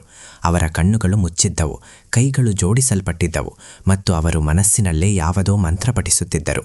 ಮತ್ತು ಆ ಕೋಣೆಯಲ್ಲಿ ಎಲ್ಲಿ ಒಂದೇ ಒಂದು ದೀಪ ಉರಿಯುತ್ತಿರಲಿಲ್ಲವೋ ಒಂದು ವಿಚಿತ್ರವಾದ ಹಾಲಿನಂತಹ ಬೆಳಕು ಹರಡಿತ್ತು. ಮಂಜು ಮಂಜಾಗಿ, ಮೃದುವಾಗಿ, ಆದರೆ ಬೆಳಕಿತ್ತು. ಆ ಬೆಳಕು ಬೇರೆಲ್ಲಿಂದಲೂ ಅಲ್ಲ, ಬದಲಿಗೆ ಮಾಯಾವತಿಯ ಮುಖದಿಂದ, ಅವರ ತಪೋಬಲದಿಂದ ಹೊರಹೊಮ್ಮುತ್ತಿತ್ತು. ರಾಜ ಅಲ್ಲಿಯೇ ನಿಂತುಬಿಟ್ಟ. ಆ ಒಂದು ಕ್ಷಣದಲ್ಲಿ ಅವನಿಗೆ ಏನೋ ಅನುಭವವಾಯಿತು. ಅದೇನಾಗಿತ್ತು? ಅದು ಭಯವೇ? ಹೌದು, ಸ್ವಲ್ಪ ಮಟ್ಟಿಗೆ ಇತ್ತು. ಅದು ಆಶ್ಚರ್ಯವೇ? ಹೌದು, ಬಹಳಷ್ಟಿತ್ತು. ಆದರೆ ಇವೆಲ್ಲವನ್ನು ಮೀರಿ ಅವನಿಗೆ ಒಂದು ವಿಚಿತ್ರವಾದ ಅವಮಾನ ಅಥವಾ ನಾಚಿಕೆ ಅನುಭವವಾಯಿತು. ಜೀವನದಲ್ಲಿ ಮೊದಲ ಬಾರಿಗೆ ಅವನಿಗೆ ತನ್ನ ಮೇಲೆ ಅಸಹ್ಯವಾಯಿತು. ಮೊದಲ ಬಾರಿಗೆ ಅವನಿಗೆ ಅರಿವಾಯಿತು, ತಾನೊಬ್ಬ ನಿರಪರಾಧಿ ಸ್ತ್ರೀಯನ್ನು, ಒಬ್ಬ ಸತಿ ಸಾವಿತ್ರಿಯನ್ನು, ಒಬ್ಬ ದೇವತೆಯಂತಹ ಹೆಣ್ಣನ್ನು ಕೇವಲ ಭೋಗದ ವಸ್ತುವಿನಂತೆ ನೋಡುತ್ತಿದ್ದೇನಲ್ಲ ಎಂದು. ಮೊದಲ ಬಾರಿಗೆ ಅವನೊಳಗಿನ ಮಲಗಿದ್ದ ಮನುಷ್ಯ, ಮಲಗಿದ್ದ ರಾಜ ಎಚ್ಚರಗೊಂಡ. ಆದರೆ ಅಯ್ಯೋ, ಆ ಕ್ಷಣ ಬಹಳ ಚಿಕ್ಕದಾಗಿತ್ತು. ಪಾಪದ ಪ್ರಭಾವ ಆಳ ಆಳವಾಗಿತ್ತು. ಶಕುನಿ ಅವನ ಹಿಂದೆ ಬಂದು ನಿಂತ. ಮಹಾರಾಜರೇ, ಅವನು ಬಹಳ ಮೆಲ್ಲಗೆ ಪ್ರಚೋದಿಸುತ್ತಾ ಹೇಳಿದ, ಆದೇಶ ನೀಡಿ. ಮತ್ತು ರಾಜನ ಆ ಎಚ್ಚರಗೊಂಡಿದ್ದ ಒಳ್ಳೆಯ ಭಾಗ ಮತ್ತೆ ಮಲಗಿಬಿಟ್ಟಿತು. ರಾಜ ಕಠಿಣವಾಗಿ ಆದೇಶಿಸಿದ, ಮಾಯಾವತಿಯನ್ನು ಬಲವಂತವಾಗಿ ಇಲ್ಲಿಗೆ ಎಳೆದುಕೊಂಡು ಬರಲಾಗಲಿ. ಮತ್ತು ಅದೇ ಕ್ಷಣದಲ್ಲಿ ಅದೇ ಒಂದು ಕಳಿಗೆಯಲ್ಲಿ ಏನಾಯಿತೆಂದರೆ, ಅದು ಆ ರಾಜ್ಯದಲ್ಲಿ ಮೊದಲೆಂದೂ ಆಗಿರಲಿಲ್ಲ ಮತ್ತು ನಂತರವೂ ಎಂದೂ ಆಗಲಿಲ್ಲ. ಆಕಾಶದಲ್ಲಿ ಮೋಡಗಳ ಗುಡುಗಿನ ಜೊತೆ ಒಂದು ಜೋರಾದ ಸಿಡಿಲು ಬಡಿಯಿತು. ಅದು ಎಷ್ಟು ತೀಕ್ಷ್ಣವಾಗಿತ್ತೆಂದರೆ ಇಡೀ ರಾಜಮಹಲೇ ನಡುಗಿ ಹೋಯಿತು. ಮತ್ತು ಅದರ ಜೊತೆಗೆ ರಾಜಮಹಲಿನ ಪಶ್ಚಿಮ ಬಾಗಿಲಿನ ಒಂದು ಬಹಳ ದೊಡ್ಡ ಮತ್ತು ಬಲವಾದ ಕಲ್ಲಿನ ಕಂಬ, ಯಾವುದು ಕಳೆದ 100 ವರ್ಷಗಳಿಂದ ತನ್ನ ಜಾಗದಲ್ಲಿ ಅಚಲವಾಗಿ ನಿಂತಿತ್ತೋ, ಮುರಿದು ಕೆಳಗೆ ಬಿತ್ತು. ತಡಾಂ! ಎಲ್ಲ ಸೈನಿಕರು ಭಯದಿಂದ ಓಡಿ ಹೋದರು. ದಾಸಿಯರು ಕಿರುಚಲಾರಂಭಿಸಿದರು. ಮಂತ್ರಿಗಳು ಹೌಹಾರಿದರು. ರಾಜ ಕೂಡ ತನ್ನ ಜಾಗದಲ್ಲಿ ಸ್ತಬ್ಧನಾದ. ಇಡೀ ರಾಜಮಹಲಿನಲ್ಲಿ ಕೋಲಾಹಲ ಉಂಟಾಯಿತು. ಮತ್ತು ಆ ಎಲ್ಲ ಗದ್ದಲಗಳ ನಡುವೆ ಮಾಯಾವತಿಯ ಕೋಣೆಯಲ್ಲಿ ಸಂಪೂರ್ಣ ಶಾಂತಿ ಇತ್ತು. ಆ ರಾತ್ರಿ ರಾಜ ತನ್ನ ಕೋಣೆಯಲ್ಲಿ ತನ್ನನ್ನು ತಾನೇ ಬಂಧಿಸಿಕೊಂಡು ಕಳೆದ. ಅವನಿಗೆ ಬಿಲ್ಕುಲ್ ನಿದ್ದೆ ಬರಲಿಲ್ಲ. ಅವನೊಳಗೆ ಏನೋ ನಡೆಯುತ್ತಿತ್ತು. ಒಂದು ಪಶ್ಚಾತ್ತಾಪವಿತ್ತು, ಅದು ಇನ್ನೂ ಪೂರ್ತಿಯಾಗಿ ಎಚ್ಚರಗೊಂಡಿರಲಿಲ್ಲ. ಒಂದು ಭಯವಿತ್ತು, ಅದು ಅವನಿಗೆ ಇನ್ನೂ ಅರ್ಥವಾಗಿರಲಿಲ್ಲ. ಅವನಿಗೆ ಪದೇ ಪದೇ ಆ ಮುದುಕನ ಮಾತುಗಳು ನೆನಪಾಗುತ್ತಿದ್ದವು. ಮರ್ಯಾದೆ ಭಂಗವಾಗಿದೆ, ಬೆಂಕಿಯನ್ನು ಮುಟ್ಟಲು ಹೋದರೆ ಸುಟ್ಟು ಹೋಗುವಿರಿ. ಮತ್ತು ಆಟಂಕಾರ, ಯಾವುದು ಅವನಿಗೆ ಕನಸಿನಲ್ಲಿ ಕೇಳಿಸಿತ್ತು, ಆ ದಿವ್ಯ ಧನುಸ್ಸಿನ ಆಟಂಕಾರ. ಮರುದಿನ ರಾಜ ಸೆರೆಮನೆಗೆ ಹೋಗಲು ನಿರ್ಧರಿಸಿದ. ಬಹುಶಃ ಅವನು ಆತ್ರೇಯರ ಜೊತೆ ಮಾತನಾಡಲು ಬಯಸಿದ್ದನೇನು. ಬಹುಶಃ ಅವನು ನೋಡಲು ಬಯಸಿದ್ದ ಆ ಮನುಷ್ಯ ಅಸಲಿಗೆ ಯಾರು, ಯಾರಿಗಾಡಿ ಪ್ರಕೃತಿ ಕೂಡ ಅವನನ್ನು ಹೆದರಿಸುತ್ತಿದೆ ಎಂದು. ಸೆರೆಮನೆ ತಲುಪಿ ರಾಜ ಏನನ್ನು ನೋಡಿದನೋ ಅದು ಅವನನ್ನು ಆಳದವರೆಗೂ ಅಲುಗಾಡಿಸಿಬಿಟ್ಟಿತು. ಸಾಧು ಆತ್ರೇಯರು ತಣ್ಣನೆಯ ಮಟ್ಟು ಒತ್ತೆಯಾದ ನೆಲದ ಮೇಲೆ ಕುಳಿತಿದ್ದರು. ಅವರ ಕಾಲುಗಳಲ್ಲಿ ಕಬ್ಬಿಣದ ಭಾರವಾದ ಬೇಡಿಗಳಿದ್ದವು. ಆದರೆ ಅವರ ಮುಖದ ಮೇಲೆ ಒಂದು ಎಂಥ ಶಾಂತಿ ಇತ್ತೆಂದರೆ ಅದನ್ನು ನೋಡಿ ಯಾರಾದರೂ ಆಶ್ಚರ್ಯ ಪಡುವಂತಿತ್ತು. ಅವರು ಧ್ಯಾನದಲ್ಲಿ ಮಗ್ನರಾಗಿದ್ದರು. ಹೇಗನಿಸುತ್ತಿತ್ತೆಂದರೆ ಅವರಿಗೆ ಆ ಬೇಡಿಗಳ ಭಾರದ ಅರಿವು ಇಲ್ಲ ಮತ್ತು ಸೆರೆಮನೆಯ ಗಬ್ಬು ನಾರುವ ಗೋಡೆಗಳ ಪರಿವೆಯೂ ಇಲ್ಲ. ರಾಜ ಅಲ್ಲಿಯೇ ನಿಂತಿದ್ದ. ಸ್ವಲ್ಪ ಸಮಯದ ನಂತರ ಆತ್ರೇಯರು ತಮ್ಮ ಕಣ್ಣುಗಳನ್ನು ತೆರೆದರು. ಅವರು ರಾಜನನ್ನು ನೋಡಿದರು. ಅವರ ಕಣ್ಣುಗಳಲ್ಲಿ ಕೋಪವಿರಲಿಲ್ಲ, ಭಯವಿರಲಿಲ್ಲ ಮತ್ತು ದ್ವೇಷವೂ ಇರಲಿಲ್ಲ. ಕೇವಲ ಒಂದು ಆಳವಾದ ಕರುಣೆ ಮತ್ತು ಶಾಂತಿ ಇತ್ತು. ರಾಜರೇ, ಅವರು ಶಾಂತ ಸ್ವರದಲ್ಲಿ ಹೇಳಿದರು, ಕುಳಿತುಕೊಳ್ಳಿ. ರಾಜ ಯಾರೋ ಒಬ್ಬ ಅಹಂಕಾರಿ ಆಡಳಿತಗಾರನಾಗಿದ್ದನೋ, ಆದರೆ ಆ ಒಂದು ಕ್ಷಣದಲ್ಲಿ ಆ ಸಾಧುವಿನ ತೇಜಸ್ಸಿನ ಎದುರು ತಾನಾಗಿಯೇ ನೆಲದ ಮೇಲೆ ಕುಳಿತುಬಿಟ್ಟ. ಮಹಾತ್ಮರೇ, ನನ್ನನ್ನು ಕ್ಷಮಿಸಿಬಿಡಿ. ಈ ಶಬ್ದಗಳು ರಾಜನ ಬಾಯಿಂದ ಬಂದವು ಮತ್ತು ಅವನು ಏಕೆ ಕ್ಷಮೆ ಕೇಳಿದೆ ಎಂದು ತಾನೇ ಬೆಚ್ಚಿಬಿದ್ದ. ಆತ್ರೇಯರು ಮುಗುಳ್ನಕ್ಕರು. ರಾಜರೇ, ನೀವು ಕ್ಷಮೆ ಕೇಳಿದಿರಿ, ಇದು ಬಹಳ ಒಳ್ಳೆಯ ಮಾತು. ಆದರೆ ಕ್ಷಮೆ ಕೇಳುವುದು ಮತ್ತು ಕ್ಷಮೆಗೆ ಅರ್ಹರಾಗುವುದು, ಈ ಎರಡೂ ಮಾತುಗಳಲ್ಲಿ ಬಹಳ ದೊಡ್ಡ ವ್ಯತ್ಯಾಸವಿದೆ. ರಾಜ ಹೇಳಿದ, ನಾನು ಅರ್ಥ ಮಾಡಿಕೊಳ್ಳಬಲ್ಲೆ. ಆತ್ರೇಯರು ಹೇಳಿದರು, ಇಲ್ಲ, ಇನ್ನೂ ನೀವು ಪೂರ್ತಿಯಾಗಿ ಅರ್ಥ ಮಾಡಿಕೊಂಡಿಲ್ಲ, ಆದರೆ ಬಹಳ ಬೇಗ ಅರ್ಥ ಮಾಡಿಕೊಳ್ಳುವಿರಿ. ಆತ್ರೇಯರು ಒಂದು ಕ್ಷಣ ತಡೆದು ಹೇಳಿದರು, ರಾಜರೇ, ನಾನೊಂದು ಮಾತು ಕೇಳಬಹುದೇ? ಕೇಳಿ. ರಾಜ ಹೇಳಿದ, ನಿಮ್ಮ ರಾಣಿ ದೇವಯಾನಿ ತೀರಿಕೊಂಡು 7 ವರ್ಷಗಳಾದವು. ಅದರ ನಂತರ ನೀವು ಒಂದೇ ಒಂದು ದಿನ ನೆಮ್ಮದಿಯಿಂದ ನಿದ್ದೆ ಮಾಡಿಲ್ಲ. ಈ ಮಾತು ನಿಜವೇ? ರಾಜ ಆಘಾತಕ್ಕೊಳಗಾದ. ಈ ವಿಷಯ ನಿಮಗೆ ಹೇಗೆ ಗೊತ್ತು? ಇದು ನನ್ನನ್ನು ಬಿಟ್ಟರೆ ಯಾರಿಗೂ ಗೊತ್ತಿಲ್ಲ. ಆತ್ರೇಯರು ಹೇಳಿದರು, ಏಕೆಂದರೆ ಯಾವ ಒಂಟಿತನ ನಿಮ್ಮನ್ನು ಒಳಗೊಳಗೆ ಗೆದ್ದಲಿನಂತೆ ತಿನ್ನುತ್ತಿದೆಯೋ ಅದು ನಿಮ್ಮ ಮುಖದ ಮೇಲೆ ಸ್ಪಷ್ಟವಾಗಿ ಬರೆದಿದೆ. ಮತ್ತು ಯಾವ ಬಯಕೆಯನ್ನು ನೀವು ಮಾಯಾವತಿಯ ಬಗ್ಗೆ ನಿಮ್ಮ ಮನಸ್ಸಿನಲ್ಲಿ ಬೆಳೆಸಿಕೊಂಡಿದ್ದೀರೋ ಆ ಬಯಕೆ ಪ್ರೀತಿಯಲ್ಲ ರಾಜರೇ, ಅದು ಕೇವಲ ಆ ಒಂಟಿತನದಿಂದ, ಆ ಶೂನ್ಯದಿಂದ ಓಡಿ ಹೋಗುವ ಒಂದು ವಿಫಲ ಪ್ರಯತ್ನವಷ್ಟೇ. ರಾಜನ ಕಣ್ಣುಗಳಲ್ಲಿ ನೀರು ಬಂತು. ಅವನ ಗಂಟಲು ಬಿಗಿಯಿತು. ನೀವು ಸತ್ಯ ಹೇಳುತ್ತಿದ್ದೀರಿ ಸಾಧುವರ್ಯರೇ. ಆತ್ರೇಯರು ತಲೆ ಹೇಳಿದರು, ರಾಜರೇ, ಒಂಟಿತನ ಯಾವುದೇ ಪಾಪವಲ್ಲ. ಮನುಷ್ಯ ಒಂಟಿಯಾಗಿಯೇ ಇರುತ್ತಾನೆ. ಆದರೆ ತನ್ನ ಒಂಟಿತನದಿಂದ ಓಡಿ ಹೋಗಲು, ಬೇರೆಯವರ ನಗುವ ನಲಿಯುವ ಜೀವನವನ್ನು ಹಾಳು ಮಾಡುವುದು, ಇದು ಮಹಾಪಾಪ. ಮತ್ತು ಈ ಮಹಾಪಾಪದ ಫಲ ಮತ್ತು ದಂಡನೆ ದೇವರ ಕೈಯಲ್ಲೇ ಇರುತ್ತದೆ. ರಾಜ ಸೆರೆಮನೆಯಿಂದ ಹೊರಗೆ ಬಂದ. ಅವನ ಮನಸ್ಸಿನಲ್ಲಿ ಒಂದು ಅಲ್ಲೋಲ ಕಲ್ಲೋಲ ಉಂಟಾಗಿತ್ತು. ಸಾಧು ಆತ್ರೇಯರು ಹೇಳಿದ್ದು 16 ಆಣೆ ಸತ್ಯ ಎಂದು ಅವನಿಗೆ ತಿಳಿದಿತ್ತು. ಆದರೆ ಅವನ ರಾಜಸಿಕ ಹಮ್ಮು ಇನ್ನೂ ಪೂರ್ತಿಯಾಗಿ ಮುರಿದಿರಲಿಲ್ಲ. ಶಕುನಿ ಹೊರಗೆ ಅವನಿಗಾಗಿಯೇ ಕಾಯುತ್ತಿದ್ದ. ಅವನು ಚುಚ್ಚು ಮಾತಿನಿಂದ ಹೇಳಿದ, ಮಹಾರಾಜರೇ, ನೀವು ಒಬ್ಬ ಸಾಧಾರಣ ಅಪರಾಧಿಯ ಜೊತೆ ಮಾತನಾಡಿ ನಿಮ್ಮ ಅಮೂಲ್ಯ ಸಮಯವನ್ನು ಏಕೆ ಹಾಳು ಮಾಡಿಕೊಳ್ಳುತ್ತಿದ್ದೀರಿ? ರಾಜ ತೀಕ್ಷ್ಣ ದೃಷ್ಟಿಯಿಂದ ಅವನನ್ನು ನೋಡಿ ಹೇಳಿದ, ಶಕುನಿ, ಅವನು ಅಪರಾಧಿಯಲ್ಲ. ಶಕುನಿ ತಬ್ಬಿಬ್ಬಾದ. ಮಹಾರಾಜರೇ, ರಾಜ ಮಾತು ಕತ್ತರಿಸಿದ. ನನಗೆ ಎಲ್ಲ ಗೊತ್ತು. ಶಕುನಿ ತಟ್ಟನೆ ತನ್ನ ಮಾತು ಬದಲಿಸಿದ. ಗೋಸುಂಬೆಯ ಹಾಗೆ ಬಣ್ಣ ಬದಲಿಸಿದ. ಮಹಾರಾಜರೇ, ನಾನು ಕೂಡ ಅವರು ಸಾಧು ಎಂದೇ ನಂಬಿದ್ದೆ. ಆದರೆ ಈ ಜನರ ಕಥೆ ಏನು?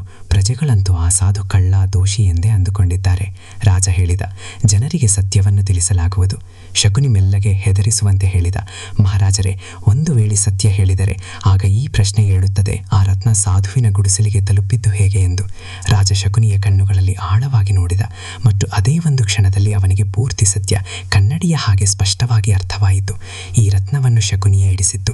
ಈ ಪೂರ್ತಿ ಕೊಳಕು ಆಟ, ಈ ಪೂರ್ತಿ ಪಿತೂರಿ ಶಕುನಿಯದ್ದೇ ಆಗಿತ್ತು. ಮತ್ತು ರಾಜ ತನ್ನ ಒಂದು ದೌರ್ಬಲ್ಯ, ತನ್ನ ಒಂದು ಕಾಮವಾಸನೆಯ ಕಾರಣದಿಂದ ಇದೆಲ್ಲವೂ ನಡೆಯಲು ಬಿಟ್ಟಿದ್ದ. ರಾಜನ ಮುಖ ಕಲ್ಲಿನ ಹಾಗೆ ಬಿಗಿಯಾಯಿತು. ಶಕುನಿ: ಅಪ್ಪಣೆ ಮಹಾರಾಜರೇ, ಇದೆಲ್ಲ ನೀನು ಮಾಡಿದ್ದು? ಆ ರತ್ನವನ್ನು ನೀನು ಇಡಿಸಿದ್ದು? ಶಕುನಿಯ ಕಣ್ಣುಗಳು ಒಂದು ಕ್ಷಣ ನಡುಗಿದವು. ಆದರೆ ಅವನು ಬಹಳ ಚಾಲಾಕಿಯಾಗಿದ್ದ. ಮಹಾರಾಜರೇ, ನಾನಂತೂ ಕೇವಲ ನೀವು ಏನನ್ನು ಬಯಸಿದ್ದೀರೋ ಅದನ್ನೇ ಮಾಡಿದೆ, ನಿಮ್ಮ ಖುಷಿಗಾಗಿ. ರಾಜ ಕಿರುಚಿದ. ನಾನು ಇದನ್ನು ಬಯಸಿರಲಿಲ್ಲ. ನಾನು ಕಳ್ಳತನದ ಆರೋಪ ಹೊರಿಸಲು ಹೇಳಿರಲಿಲ್ಲ. ಶಕುನಿ ಹೇಳಿದ, ನೀವು ಹೇಳಿದ್ದೀರಿ ಏನಾದರೂ ದಾರಿ ಹುಡುಕು ಎಂದು. ನಾನು ದಾರಿ ಹುಡುಕಿಕೊಟ್ಟೆ. ರಾಜನ ಬಾಯಿ ತೆರೆದ ಹಾಗೆಯೇ ಉಳಿಯಿತು ಮತ್ತು ನಂತರ ಮುಚ್ಚಿತು. ಏಕೆಂದರೆ ಕಹಿ ಸತ್ಯವೇನೆಂದರೆ ಶಕುನಿ ಸತ್ಯ ಹೇಳುತ್ತಿದ್ದ. ರಾಜನೇ ಹೇಳಿದ್ದು ಏನಾದರೂ ದಾರಿ ಹುಡುಕು, ಮತ್ತು ಶಕುನಿ ತನ್ನ ರೀತಿಯಲ್ಲಿ ದಾರಿ ಹುಡುಕಿದ್ದ. ಈಗ ಇದರ ದೋಷ ಯಾರಿಗೆ ಕೊಡುವುದು? ಪಾಪದಲ್ಲಿ ಪಾಲುದಾರ ರಾಜನೂ ಆಗಿದ್ದ. ರಾಜ ತನ್ನ ಕಣ್ಣುಗಳನ್ನು ಮುಚ್ಚಿಕೊಂಡ. ಅವನಿಗೆ ತನ್ನ ಮೇಲೆಯೇ ಹೇಸಿಗೆಯಾಗುತ್ತಿತ್ತು. ಆ ರಾತ್ರಿ ಧರ್ಮಪುರದಲ್ಲಿ ಇನ್ನೂ ಏನೋ ವಿಚಿತ್ರವಾಯಿತು. ಆಕಾಶದಲ್ಲಿ ಕಪ್ಪು ಕಪ್ಪಾದ ಭಯಾನಕ ಮೋಡಗಳು ಆವರಿಸಿದವು.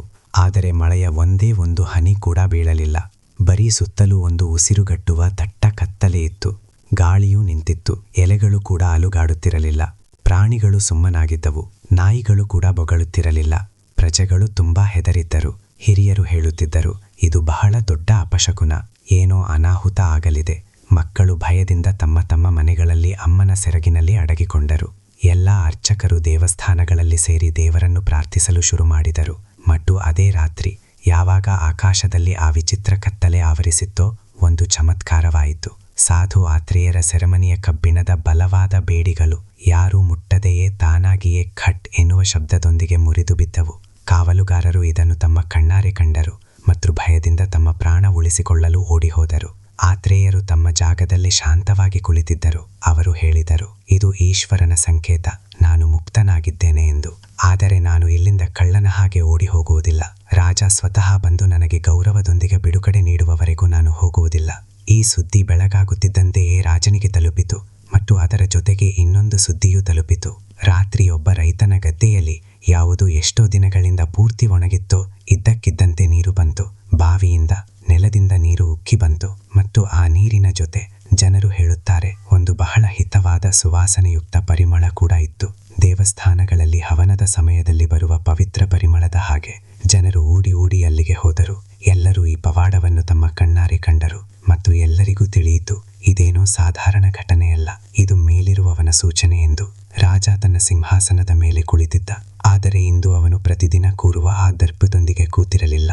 ಅವನು ಒಬ್ಬ ಬಹಳ ಸುಸ್ತಾದ, ಒಬ್ಬ ಸೋತು ಹೋದ ಮನುಷ್ಯನಂತೆ ಕುಳಿತಿದ್ದ. ಶಕುನಿ ಅವನ ಹತ್ತಿರವೇ ನಿಂತಿದ್ದ. ಆದರೆ ಆ ದಿನ ರಾಜ ಶಕುನಿಯ ಕಡೆಗೆ ಒಮ್ಮೆಯೂ ಬರಲಿಲ್ಲ. ಆಗ ದರ್ಬಾರಿನಲ್ಲಿ ಮತ್ತೆ ಅದೇ ಸಂಚಲನವಾಯಿತು. ಅದೇ ಮುದುಕ ದರ್ಬಾರಿಗೆ ಬಂದ.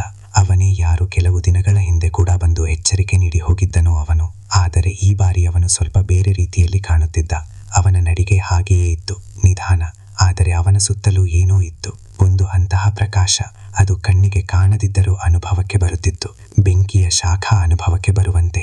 ಇಡೀ ದರ್ಬಾರಿನಲ್ಲಿ ಸಂಪೂರ್ಣ ಮೌನ ಆವರಿಸಿತು. ಸೈನಿಕರು ಅವನನ್ನು ತಡೆಯಲು ತಮ್ಮ ಭರ್ಜಿಗಳನ್ನು ಎತ್ತಿದರು. ಮುದುಕ ಕೇವಲ ಒಮ್ಮೆ ತನ್ನ ಕೈ ಎತ್ತಿದ ಮತ್ತು ಎಲ್ಲ ಸೈನಿಕರು ಒಂದು ಹೆಜ್ಜೆ ಕೂಡ ಮುಂದೆ ಇಡಲಾಗಲಿಲ್ಲ.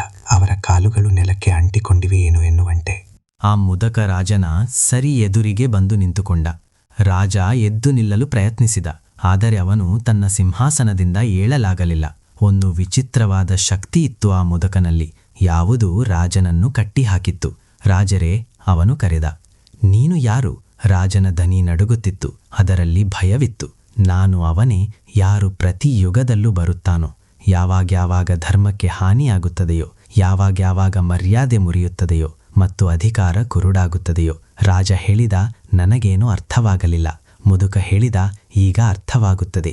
ಆ ಮುದುಕ ತನ್ನ ಕೋಲನ್ನು ಜೋರಾಗಿ ನೆಲಕ್ಕೆ ಓರಿದ ಮತ್ತು ಇದ್ದಕ್ಕಿದ್ದಂತೆ ಇಡೀ ದರ್ಬಾರು ಒಂದು ತೀಕ್ಷ್ಣವಾದ ಕಣ್ಣು ಕುಕ್ಕುವ ಬೆಳಕಿನಿಂದ ತುಂಬಿ ಹೋಯಿತು. ಆ ಬೆಳಕು ಯಾವುದೇ ಸಾಧಾರಣ ಬೆಳಕಾಗಿರಲಿಲ್ಲ. ಅದು ದೀಪಗಳ ಹಳದಿ ಬೆಳಕು ಅಲ್ಲ, ಸೂರ್ಯನ ಬಿಸಿಲು ಅಲ್ಲ, ಮತ್ತು ಮನುಷ್ಯ ನಿರ್ಮಿಸಿದ ಯಾವುದೇ ವಸ್ತುವಿನ ಹೊಳಪೂ ಅಲ್ಲ. ಆ ಬೆಳಕು ಆತ್ಮದೊಳಗಿನಿಂದ ಬರುತ್ತಿರುವಂತಿತ್ತು. ಗೋಡೆಗಳು, ನೆಲ, ಛಾವಣಿ ಎಲ್ಲವೂ ತಾನಾಗಿಯೇ ಬೆಳಕಿನಿಂದ ತುಂಬಿ ಹೋದಂತೆ ಭಾಸವಾಗುತ್ತಿತ್ತು. ದರ್ಬಾರನಲ್ಲಿ ಕುಳಿತ ಎಲ್ಲರೂ ತಮ್ಮ ಕಣ್ಣುಗಳನ್ನು ಮುಚ್ಚಿಕೊಂಡರು, ಏಕೆಂದರೆ ಆ ಹೊಳಪು ತಡೆದುಕೊಳ್ಳುವ ಶಕ್ತಿ ಮೀರಿದ್ದಾಗಿತ್ತು. ಶಕುನಿ ತನ್ನ ಮುಖ ಮುಚ್ಚಿಕೊಳ್ಳಲು ಪ್ರಯತ್ನಿಸಿದ. ಅವನು ಹೆದರಿದ್ದ. ಆದರೆ ರಾಜ ವೀರೇಂದ್ರ ಸೇನನ ಕಣ್ಣುಗಳು ಮುಚ್ಚಲಿಲ್ಲ. ಅವನು ಅಗಲಿದ ಕಣ್ಣುಗಳಿಂದ ನೋಡುತ್ತಿದ್ದ, ಮತ್ತು ಅವನು ಏನನ್ನು ನೋಡಿದನೋ ಅದನ್ನು ತನ್ನ ಇಡೀ ಜೀವನದಲ್ಲಿ ಮತ್ತೆಂದೂ ಮರೆಯಲಾಗಲಿಲ್ಲ.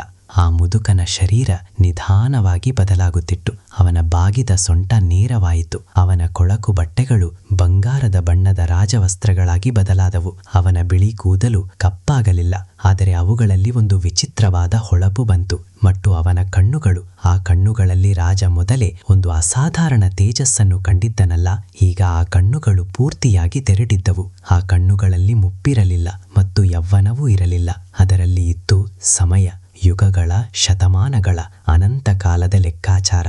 ಅವನು ಯಾವುದೇ ಮುದುಕನಾಗಿರಲಿಲ್ಲ. ರಾಜನಿಗೆ ಅರ್ಥವಾಯಿತು. ಅವನು ಒಂದು ಸಂದೇಶ ತರುವವನಾಗಿದ್ದ, ಒಬ್ಬ ದಿವ್ಯ ದೂತ, ಕಾಲದ ಪ್ರತೀಕ. ಮತ್ತು ಸರಿ ಅದೇ ಕ್ಷಣದಲ್ಲಿ ದರ್ಬಾರಿನ ಗೋಡೆಗಳ ಆಚೆಯಿಂದ ಒಂದು ಶಂಖದ ನಾದ ಕೇಳಿಸಿತು. ದೂರದಿಂದ, ಬಹಳ ದೂರದಿಂದ, ಅಯೋಧ್ಯೆಯ ದಿಕ್ಕಿನಿಂದ ಬರುತ್ತಿದೆಯೇನೋ ಎನ್ನುವಂತೆ.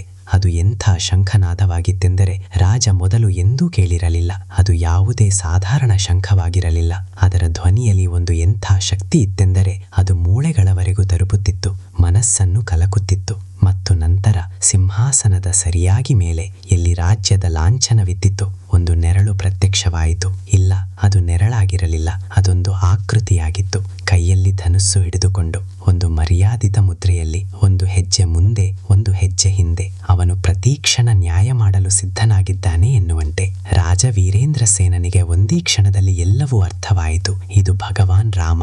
ಇಲ್ಲ, ನಿಖರವಾಗಿ ಅವರ ಉಪಸ್ಥಿತಿಯಾಗಿರಲಿಲ್ಲ, ಆದರೆ ಇದು ಅವರ ಮರ್ಯಾದೆಯ ಸಂಕೇತವಾಗಿತ್ತು, ಅವರ ಧರ್ಮದ ಸಂದೇಶವಾಗಿತ್ತು. ಇದು ಆ ಅನುಭವವಾಗಿತ್ತು. ಯಾವುದು ಯಾವಾಗ ಸಿಗುತ್ತದೆ ಎಂದರೆ ಅತ್ಯಂತ ದೊಡ್ಡ ಶಕ್ತಿ ಇದು ಹೇಳಲು ಬಯಸಿದಾಗ, ನಾನು ಎಲ್ಲವನ್ನೂ ನೋಡುತ್ತಿದ್ದೇನೆ, ನನ್ನ ರಾಜ್ಯದಲ್ಲಿ ಅಧರ್ಮ ನಡೆಯುವುದಿಲ್ಲ.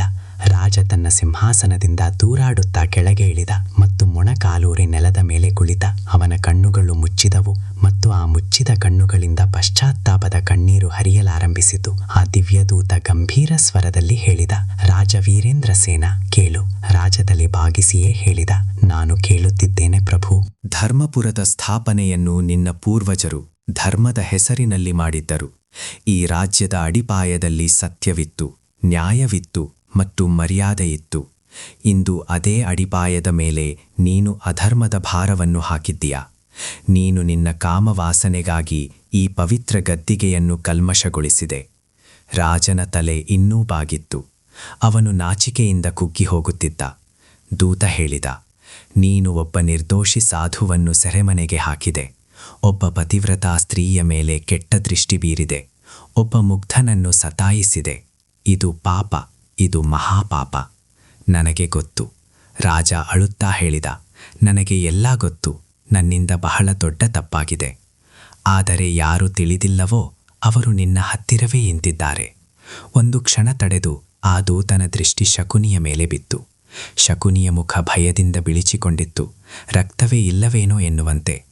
ಈ ಮನುಷ್ಯ, ಯಾರನ್ನು ನೀನು ನಿನ್ನ ಅತ್ಯಂತ ನಂಬಿಕೆಗಸ್ತ ಎಂದು ತಿಳಿದಿದ್ದೀಯೋ, ಇವನು ನಿನ್ನ ಸೇವಕನಲ್ಲ, ಬದಲಿಗೆ ನಿನ್ನ ದೌರ್ಬಲ್ಯಗಳ ವ್ಯಾಪಾರಿ. ಇವನು ನಿನ್ನ ಒಂಟಿತನವನ್ನು, ನಿನ್ನ ಇಚ್ಛೆಗಳನ್ನು ಮತ್ತು ನಿನ್ನ ಅಹಂಕಾರವನ್ನು ತನ್ನ ಲಾಭಕ್ಕಾಗಿ ಬಳಸಿಕೊಂಡ. ಶಕುನಿ ನಡುಗುತ್ತಿದ್ದ. ಅವನ ಕಾಲುಗಳು ಸೋಲುತ್ತಿದ್ದವು. ಮತ್ತು ನೀನು ರಾಜರೇ, ನೀನು ಎಷ್ಟು ಕುರುಡನಾಗಿದ್ದೆ ಎಂದರೆ ಇದೆಲ್ಲವನ್ನು ನೋಡಲೇ ಇಲ್ಲ. ಅದರ ನಂತರ ಏನಾಯಿತೋ ಅದು ಇತಿಹಾಸವಾಯಿತು. ಆ ದೂತ ಸಾಧು ಆತ್ರೇಯರ ಬಗ್ಗೆ ಹೇಳಿದ. ಆ ಸಾಧು ಯಾವುದೇ ಸಾಧಾರಣ ಮನುಷ್ಯನಲ್ಲ. ತನ್ನ ಕಳೆದ ಜನ್ಮದಲ್ಲಿ ಅವನು ಒಬ್ಬ ಮಹಾನ್ ಸಾಧುವಾಗಿದ್ದ. ಯಾರು ಯಾವಾಗಲೂ ಸತ್ಯಕ್ಕಾಗಿ ಬದುಕಿದ ಮತ್ತು ಸತ್ಯಕ್ಕಾಗಿಯೇ ಸತ್ತ. ಮತ್ತು ಮಾಯಾವತಿ, ಆಕೆಯೂ ಕೂಡ ಯಾವುದೇ ಸಾಧಾರಣ ಸ್ತ್ರೀಯಲ್ಲ. ಆಕೆ ಜನ್ಮಗಳಿಂದ ತನ್ನ ಪತಿವ್ರತ ಧರ್ಮವನ್ನು ಪಾಲಿಸುತ್ತಿದ್ದಾಳೆ. ಈ ಜನ್ಮದಲ್ಲಿ ಇದು ಅವರಿಬ್ಬರ ಕೊನೆಯ ಪರೀಕ್ಷೆಯಾಗಿತ್ತು. ಪರೀಕ್ಷೆ? ರಾಜ ಕೇಳಿದ. ಹೌದು, ಪ್ರತಿ ಯುಗದಲ್ಲಿ, ಪ್ರತಿ ಜನ್ಮದಲ್ಲಿ ಸತ್ಯದ ಪರೀಕ್ಷೆಯಾಗುತ್ತದೆ. ಅಧರ್ಮ ಅದಕ್ಕೆ ಸವಾಲು ಹಾಕುತ್ತದೆ ಮತ್ತು ಆಗ ಇದನ್ನು ನೋಡಲಾಗುತ್ತದೆ. ಸತ್ಯ ಉಳಿಯಿದೆ, ಪವಿತ್ರತೆ ಉಳಿಯಿದೆ. ಮತ್ತು ಮಾಯಾವತಿ ತನ್ನ ಪರೀಕ್ಷೆಯಲ್ಲಿ ಪಾಸಾದಳು. ಆಕೆ ಭಯದಲ್ಲೂ ಒಡೆಯಲಿಲ್ಲ, ಆಕೆ ಒತ್ತಡದಲ್ಲೂ ಭಾಗಲಿಲ್ಲ, ಆಕೆ ಅರಮನೆಗಳ ಆಸೆ ಪಡಲಿಲ್ಲ. ರಾಜನ ಕಣ್ಣುಗಳು ಮತ್ತೊಮ್ಮೆ ತುಂಬಿ ಬಂದವು. ಮತ್ತು ನಾನು ನನ್ನ ಪರೀಕ್ಷೆಯನ್ನು ಕಳೆದುಕೊಂಡೆ, ನಾನು ಸೋತೆ. ದೂತ ಹೇಳಿದ, ಇಲ್ಲ, ಇನ್ನೂ ಇಲ್ಲ, ಇನ್ನೂ ಒಂದು ದಾರಿ ಬಾಕಿ ಇದೆ. ಯಾವ ದಾರಿ? ರಾಜ ಭರವಸೆಯಿಂದ ಕೇಳಿದ. ಪಶ್ಚಾತ್ತಾಪದ ದಾರಿ, ನಿಜವಾದ ಪಶ್ಚಾತ್ತಾಪ. ಅದು ಕೇವಲ ಶಬ್ದಗಳಲ್ಲಿ ಅಲ್ಲ, ಬದಲಿಗೆ ಜೀವನದಲ್ಲಿ, ನಡವಳಿಕೆಯಲ್ಲಿ ಕಾಣಬೇಕು. ರಾಜ ಎದ್ದ. ಅವನ ಕಣ್ಣುಗಳು ಇನ್ನೂ ಕಣ್ಣೀರಿನಿಂದ ಒದ್ದೆಯಾಗಿದ್ದವು. ಆದರೆ ಮೊದಲ ಬಾರಿಗೆ ಬಹಳ ದೀರ್ಘಕಾಲದ ನಂತರ ಅವನ ಕಣ್ಣುಗಳಲ್ಲಿ ಒಂದು ಸ್ಪಷ್ಟತೆ ಇತ್ತು, ಒಂದು ಸತ್ಯವಿತ್ತು. ಅವನು ತನ್ನ ಸೇನಾಪತಿಗೆ ಗಟ್ಟಿಯಾದ ದನಿಯಲ್ಲಿ ಆದೇಶಿಸಿದ, ಸಾಧುವಾತ್ರೇಯರನ್ನು ಈಗಲೇ, ಇದೇ ಕ್ಷಣ, ಪೂರ್ಣ ಗೌರವದೊಂದಿಗೆ ಸೆರೆಮನೆಯಿಂದ ಮುಕ್ತಗೊಳಿಸಲಾಗಲಿ. ನಂತರ ಅವನು ಶಕುನಿಯ ಕಡೆಗೆ ನೋಡಿದ. ಶಕುನಿ ಬಾಗಿ ನಿಂತಿದ್ದ, ಥರ ನಡುಗುತ್ತಿದ್ದ. ಶಕುನಿ, ಮಹಾರಾಜರೇ, ದಯೆ. ಶಕುನಿ ಅಂಗಲಾಚಿದ. ನೀನು ಮಾಡಿದ್ದು ನಿನ್ನ ಸ್ವಾಮಿಯ ಜೊತೆ, ನಿನ್ನ ರಾಜನ ಜೊತೆ ಒಂದು ಬಹಳ ದೊಡ್ಡ ದ್ರೋಹವಾಗಿತ್ತು. ಒಬ್ಬ ನಿರ್ದೋಷಿಯ ಮೇಲೆ ಸುಳ್ಳು ಆರೋಪ ಹೊರಿಸುವುದನ್ನು ನೀನೇ ಮಾಡಿಸಿದೆ. ಇದೊಂದು ಎಂಥ ಅಪರಾಧವೆಂದರೆ ಇದರ ಶಿಕ್ಷೆ ಕಾರಾಗೃಹ. ಶಕುನಿ ಬಾಯಿ ತೆರೆದ. ಮಹಾರಾಜರೇ, ನಾನು ಕೇವಲ ನಿಮ್ಮ ಸೇವೆ. ಸುಮ್ಮನಿರು. ರಾಜನ ದನಿಯಲ್ಲಿ ಆ ಗರ್ಜನೆ ಇತ್ತು, ಯಾವುದು ವರ್ಷಗಳಿಂದ ಯಾರೂ ಕೇಳಿರಲಿಲ್ಲ. ಸೇವೆ? ನೀನು ಸೇವೆ ಮಾಡಲಿಲ್ಲ. ನೀನು ನನ್ನ ಅಧರ್ಮವನ್ನು ಇನ್ನೂ ಹೆಚ್ಚು ಪ್ರೋತ್ಸಾಹಿಸಿದೆ.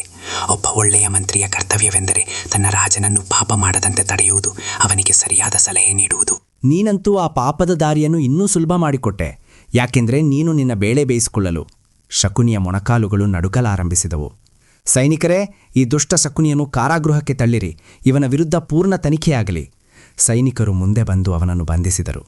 ಶಕುನಿಯೊಮ್ಮೆ ರಾಜನ ಕಡೆಗೆ ನೋಡಿದ. ಅವನ ಕಣ್ಣುಗಳಲ್ಲಿ ಆ ಚಾಲಾಕಿತನದ ಹೊಳಪಿರಲಿಲ್ಲ. ಯಾವುದು ಯಾವಾಗಲೂ ಇರುತ್ತಿತ್ತು. ಅಲ್ಲಿತ್ತು ಕೇವಲ ಭಯ ಮತ್ತು ಬಹುಶಃ ಎಲ್ಲೋ ಆಳದಲ್ಲಿ ಒಂದು ಪಶ್ಚಾತ್ತಾಪ. ಅವನನ್ನು ಎಳೆದುಕೊಂಡು ಹೋಗಲಾಯಿತು. ದರ್ಬಾರಿನಲ್ಲಿ ಸಂಪೂರ್ಣ ಮೌನವಿತ್ತು. ಯಾವಾಗ ಆತ್ರೇಯರನ್ನು ಸೆರೆಮನೆಯಿಂದ ಹೊರಗೆ ತರಲಾಯಿತೋ ಆಗ ಇಡೀ ಧರ್ಮಪುರ ನಗರ ಅವರನ್ನು ನೋಡುತ್ತಿತ್ತು. ಈ ಸುದ್ದಿ ಕಾಡ್ಗಿಚ್ಚಿನಂತೆ ಇಡೀ ರಾಜ್ಯದಲ್ಲಿ ಹರಡಿತ್ತು. ರಾಜನಿಗೆ ತನ್ನ ತಪ್ಪಿನ ಅರಿವಾಗಿದೆ ಮತ್ತು ಸಾಧು ಮಹಾರಾಜರು ಬಿಡುಗಡೆಯಾಗುತ್ತಿದ್ದಾರೆ ಎಂದು. ಜನರು ತಮ್ಮ ತಮ್ಮ ಮನೆಗಳಿಂದ ಹೊರಗೆ ಬಂದಿದ್ದರು. ಅಂಗಡಿಗಳು ಮುಚ್ಚಿದ್ದವು. ಮಕ್ಕಳು, ಮುದುಕರು, ಹೆಂಗಸರು, ಗಂಡಸರು ಎಲ್ಲರೂ ದಾರಿಯಲ್ಲಿ ನಿಂತಿದ್ದರು. ಆತ್ರೇಯರ ಕಾಲುಗಳ ಮೇಲೆ ಹಲವು ದಿನಗಳವರೆಗೆ ಬೇಡಿಗಳು ಬಿದ್ದಿದ್ದರ ಆಳವಾದ ಗುರುತುಗಳಿದ್ದವು. ಗಾಯಗಳಾಗಿದ್ದವು. ಅವರ ಬಟ್ಟೆಗಳು ಕೊಳಕಾಗಿದ್ದವು. ಮುಖ ಬಳಲಿತ್ತು. ಆದರೆ ಅವರ ಕಣ್ಣುಗಳು ಇಂದಿಗೂ ಹಾಗೇ ಇದ್ದವು, ಶಾಂತ, ತೇಜಸ್ವಿ, ನಿರ್ಭೀತ.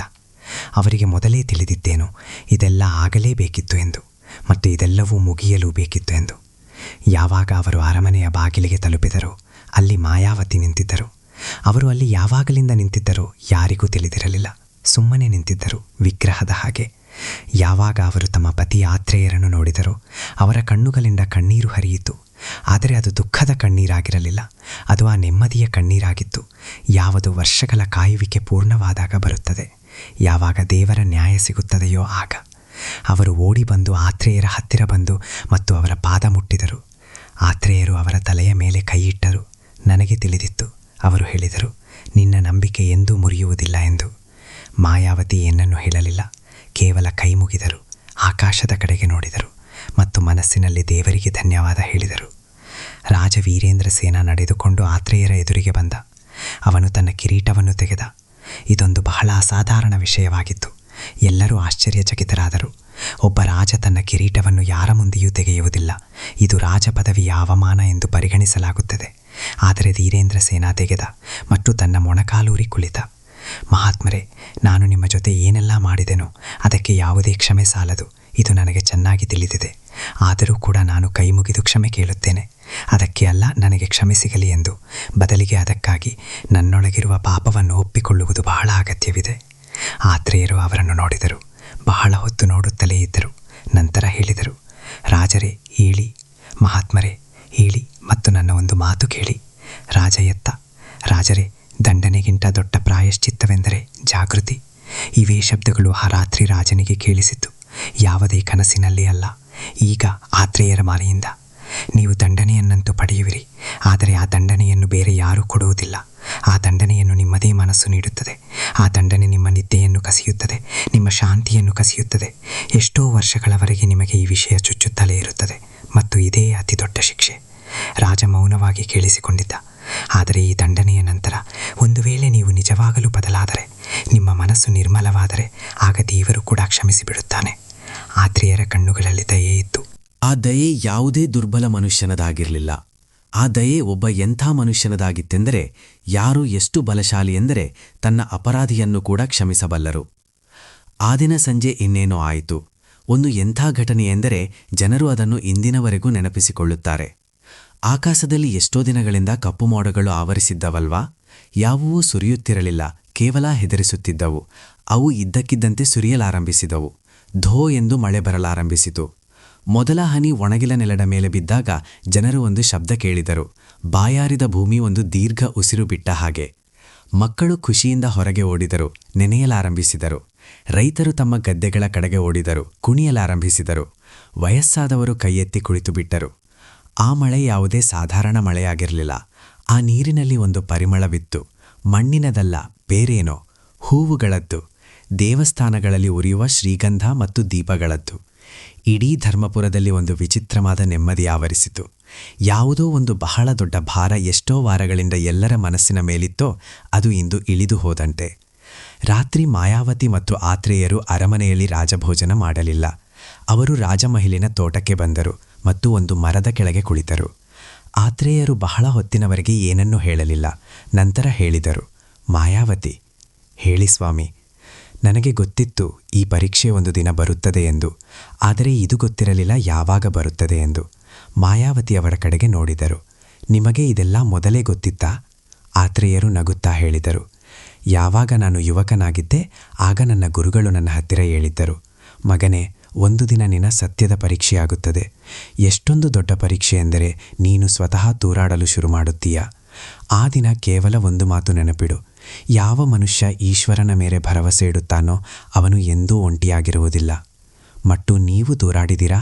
ಮಾಯಾವತಿ ಕೇಳಿದರು. ಒಂದು ಕ್ಷಣ ತಡೆದು ಆತ್ರೇಯರು ಸತ್ಯ ಹೇಳಿದರು. ಸೆರೆಮನೆಯಲ್ಲಿ ಮೊದಲ ರಾತ್ರಿ, ಹೌದು. ಒಂದು ಕ್ಷಣದ ಮಟ್ಟಿಗೆ ನನ್ನ ಮನಸ್ಸಿನಲ್ಲೂ ಭಯ ಬಂದಿತ್ತು. ಒಂದು ಕ್ಷಣ ಹಾಗಿತ್ತು ನನ್ನ ಮನಸ್ಸು. ಹೇಳಿತು, ಏಕೆ? ನಾನೇನು ಮಾಡಿದ್ದೇನೆ? ನನ್ನ ಜೊತೆ ಈ ಅನ್ಯಾಯವೇಕೆ ಆಗುತ್ತಿದೆ? ಮತ್ತು ನಂತರ ನನಗೆ ನೆನಪಾಯಿತು, ದೇವರ ನ್ಯಾಯ ತಕ್ಷಣ ತೀರ್ಪು ನೀಡುವುದಿಲ್ಲ. ಮೊದಲು ಅದು ಪರೀಕ್ಷೆ ತೆಗೆದುಕೊಳ್ಳುತ್ತದೆ, ಕಾಯಿಸುತ್ತದೆ, ನಂತರ ಅದರ ಉತ್ತರ ನೀಡುತ್ತದೆ. ಮಾಯಾವತಿಯವರ ಕಣ್ಣು ತುಂಬಿ ಬಂದವು. ಸ್ವಾಮಿ, ನಾನು ತುಂಬಾ ಹೆದರಿದ್ದೆ, ಆದರೆ ನಿಮಗಾಗಿಯಲ್ಲ, ನನಗಾಗಿ. ನನಗೆ ಗೊತ್ತು, ಯಾವ ದಿನ ರಾಜನ ದೃಷ್ಟಿ ನನ್ನ ಮೇಲೆ ಬಿತ್ತೋ ಅದೇ ಮೊದಲ ದಿನದಿಂದ ನಾನು ದೇವರ ಹತ್ತಿರ ಕೇವಲ ಒಂದೇ ವಿಷಯ ಬೇಡಿಕೊಂಡೆ. ಬರೀ ಇಷ್ಟೇ, ನನ್ನ ಧರ್ಮ ಮುರಿಯಬಾರದು, ಪ್ರಾಣ ಹೋದರೂ ಚಿಂತೆಯಿಲ್ಲ. ಆತ್ರೇಯರು ಅವರ ಕೈಗಳನ್ನು ತಮ್ಮ ಕೈಗಳಲ್ಲಿ ಹಿಡಿದುಕೊಂಡರು. ಮಟ್ಟು ನಿನ್ನ ಧರ್ಮ ಮುರಿಯಲಿಲ್ಲ, ನೀನು ಗೆದ್ದೆ. ಇಬ್ಬರೂ ಮೌನವಾಗಿ ಕುಳಿತಿದ್ದರು. ಮಳೆ ಇನ್ನೂ ಬರುತ್ತಿತ್ತು. ಆಕಾಶ ಕೂಡ ತನ್ನ ಕಣ್ಣೀರನ್ನು ತೊಳೆದುಕೊಳ್ಳುತ್ತಿದೆಯೇನೋ ಎನ್ನುವಂತೆ. ಮರುದಿನ ಬೆಳಿಗ್ಗೆ ರಾಜ ತೆರೆದ ದರ್ಬಾರಿನಲ್ಲಿ ಏನನ್ನು ಮಾಡಿದನೋ ಅದು ಕೂಡ ಇತಿಹಾಸದಲ್ಲಿ ಎಂದೆಂದಿಗೂ ದಾಖಲಾಯಿತು. ಅವನು ತನ್ನ ಎಲ್ಲ ದರ್ಬಾರಿಗಳು ಮತ್ತು ಎಲ್ಲ ಪ್ರಜೆಗಳ ಮುಂದೆ ಈ ಮಾತನ್ನು ಒಪ್ಪಿಕೊಂಡ. ನಾನು ಒಬ್ಬ ನಿರ್ದೋಷಿ ಸಾಧುವಿನ ಮೇಲೆ ಸುಳ್ಳು ಆರೋಪ ಹೊರಿಸಿದೆ. ನನ್ನ ಮಂತ್ರಿ ಪಿತೂರಿ ಮಾಡಿದ, ಆದರೆ ಆ ಪಿತೂರಿಯ ಬೇರು ನನ್ನ ಕೆಟ್ಟ ಮನಸ್ಸಾಗಿತ್ತು. ಆದ ಕಾರಣ ಈ ಅಪರಾಧ ಅಸಲಿಗೆ ನನ್ನದು, ನಾನೇ ಇದರ ನಿಜವಾದ ಅಪರಾಧಿ. ಇಡೀ ದರ್ಬಾರಿನಲ್ಲಿ ಮೌನವಿತ್ತು. ನಾನು ಇದಕ್ಕೆ ಪ್ರಾಯಶ್ಚಿತ್ತ ಮಾಡುತ್ತೇನೆ. ಮಹಾತ್ಮ ಆತ್ರೇಯರಿಗೆ ಅವರ ಗುಡಿಸಲಿಗಾಗಿ ಜಮೀನು, ಧನ, ಹಸುಗಳು ಏನೆಲ್ಲ ಬೇಕೋ ಅದನ್ನು ನೀಡಲಾಗುವುದು. ಮತ್ತು ಅವರು ಇದನ್ನು ಸ್ವೀಕರಿಸುವುದಿಲ್ಲ, ಇದೂ ನನಗೆ ಗೊತ್ತು. ಆದರೆ ಈ ತೀರ್ಮಾನ ನನ್ನ ಸ್ವಂತ ಮನಸ್ಸನ್ನು ಶುದ್ಧ ಮಾಡಿಕೊಳ್ಳಲು ಅಲ್ಲ, ಬದಲಿಗೆ ಧರ್ಮದ ಮರ್ಯಾದೆಯನ್ನು ಉಳಿಸಿಕೊಳ್ಳಲು. ಆತ್ರೇಯರು ಕೂಡ ದರ್ಬಾರಿನಲ್ಲಿ ಉಪಸ್ಥಿತರಿದ್ದರು. ರಾಜ ಅವರ ಕಡೆಗೆ ನೋಡಿ ಹೇಳಿದ, ಮಹಾತ್ಮರೇ, ನೀವು ಏನನ್ನೂ ಕೇಳಿದರೂ ನಾನು ಕೊಡಲು ಸಿದ್ಧನಿದ್ದೇನೆ. ಆತ್ರೇಯರು ಹೇಳಿದರು, ರಾಜರೇ, ನನಗೆ ಧನ ಸಂಪತ್ತು ಏನೋ ಬೇಡ, ಆದರೆ ನನ್ನದೊಂದು ಮನವಿ ಇದೆ, ಒಂದು ಬೇಡಿಕೆ ಇದೆ. ಹೇಳಿ ಮಹಾತ್ಮರೇ, ಈ ರಾಜ್ಯದಲ್ಲಿ ಯಾರೇ ಬಡವರು ಮತ್ತು ನಿಸ್ಸಹಾಯಕ ಜನರಿದ್ದಾರೋ, ಯಾರ ಮೇಲೆ ಯಾರೇ ದೊಡ್ಡ ಮನುಷ್ಯ ಅಥವಾ ಶಕ್ತಿಶಾಲಿ ಮನುಷ್ಯ ಅನ್ಯಾಯ ಮಾಡಬಹುದೋ ಅವರಿಗಾಗಿ ಒಂದು ಪಕ್ಕಾ ಕಾನೂನು ಮಾಡಿ. ಒಂದು ಅಂತಹ ನಿಯಮ, ಅದರ ಅಡಿಯಲ್ಲಿ ಯಾವುದೇ ಮನುಷ್ಯ, ಅವನು ರಾಜನೇ ಇರಲಿ ಅಥವಾ ಮಂತ್ರಿಯೇ ಇರಲಿ, ಯಾವುದೇ ನಿರಪರಾಧಿಗೆ ಯಾವುದೇ ಬಲವಾದ ಸಾಕ್ಷಿ ಇಲ್ಲದೆ ಶಿಕ್ಷೆ ನೀಡುವಂತಿಲ್ಲ. ದರ್ಬಾರಿನಲ್ಲಿ ಒಂದು ಕ್ಷಣ ಮೌನ ಆವರಿಸಿತು.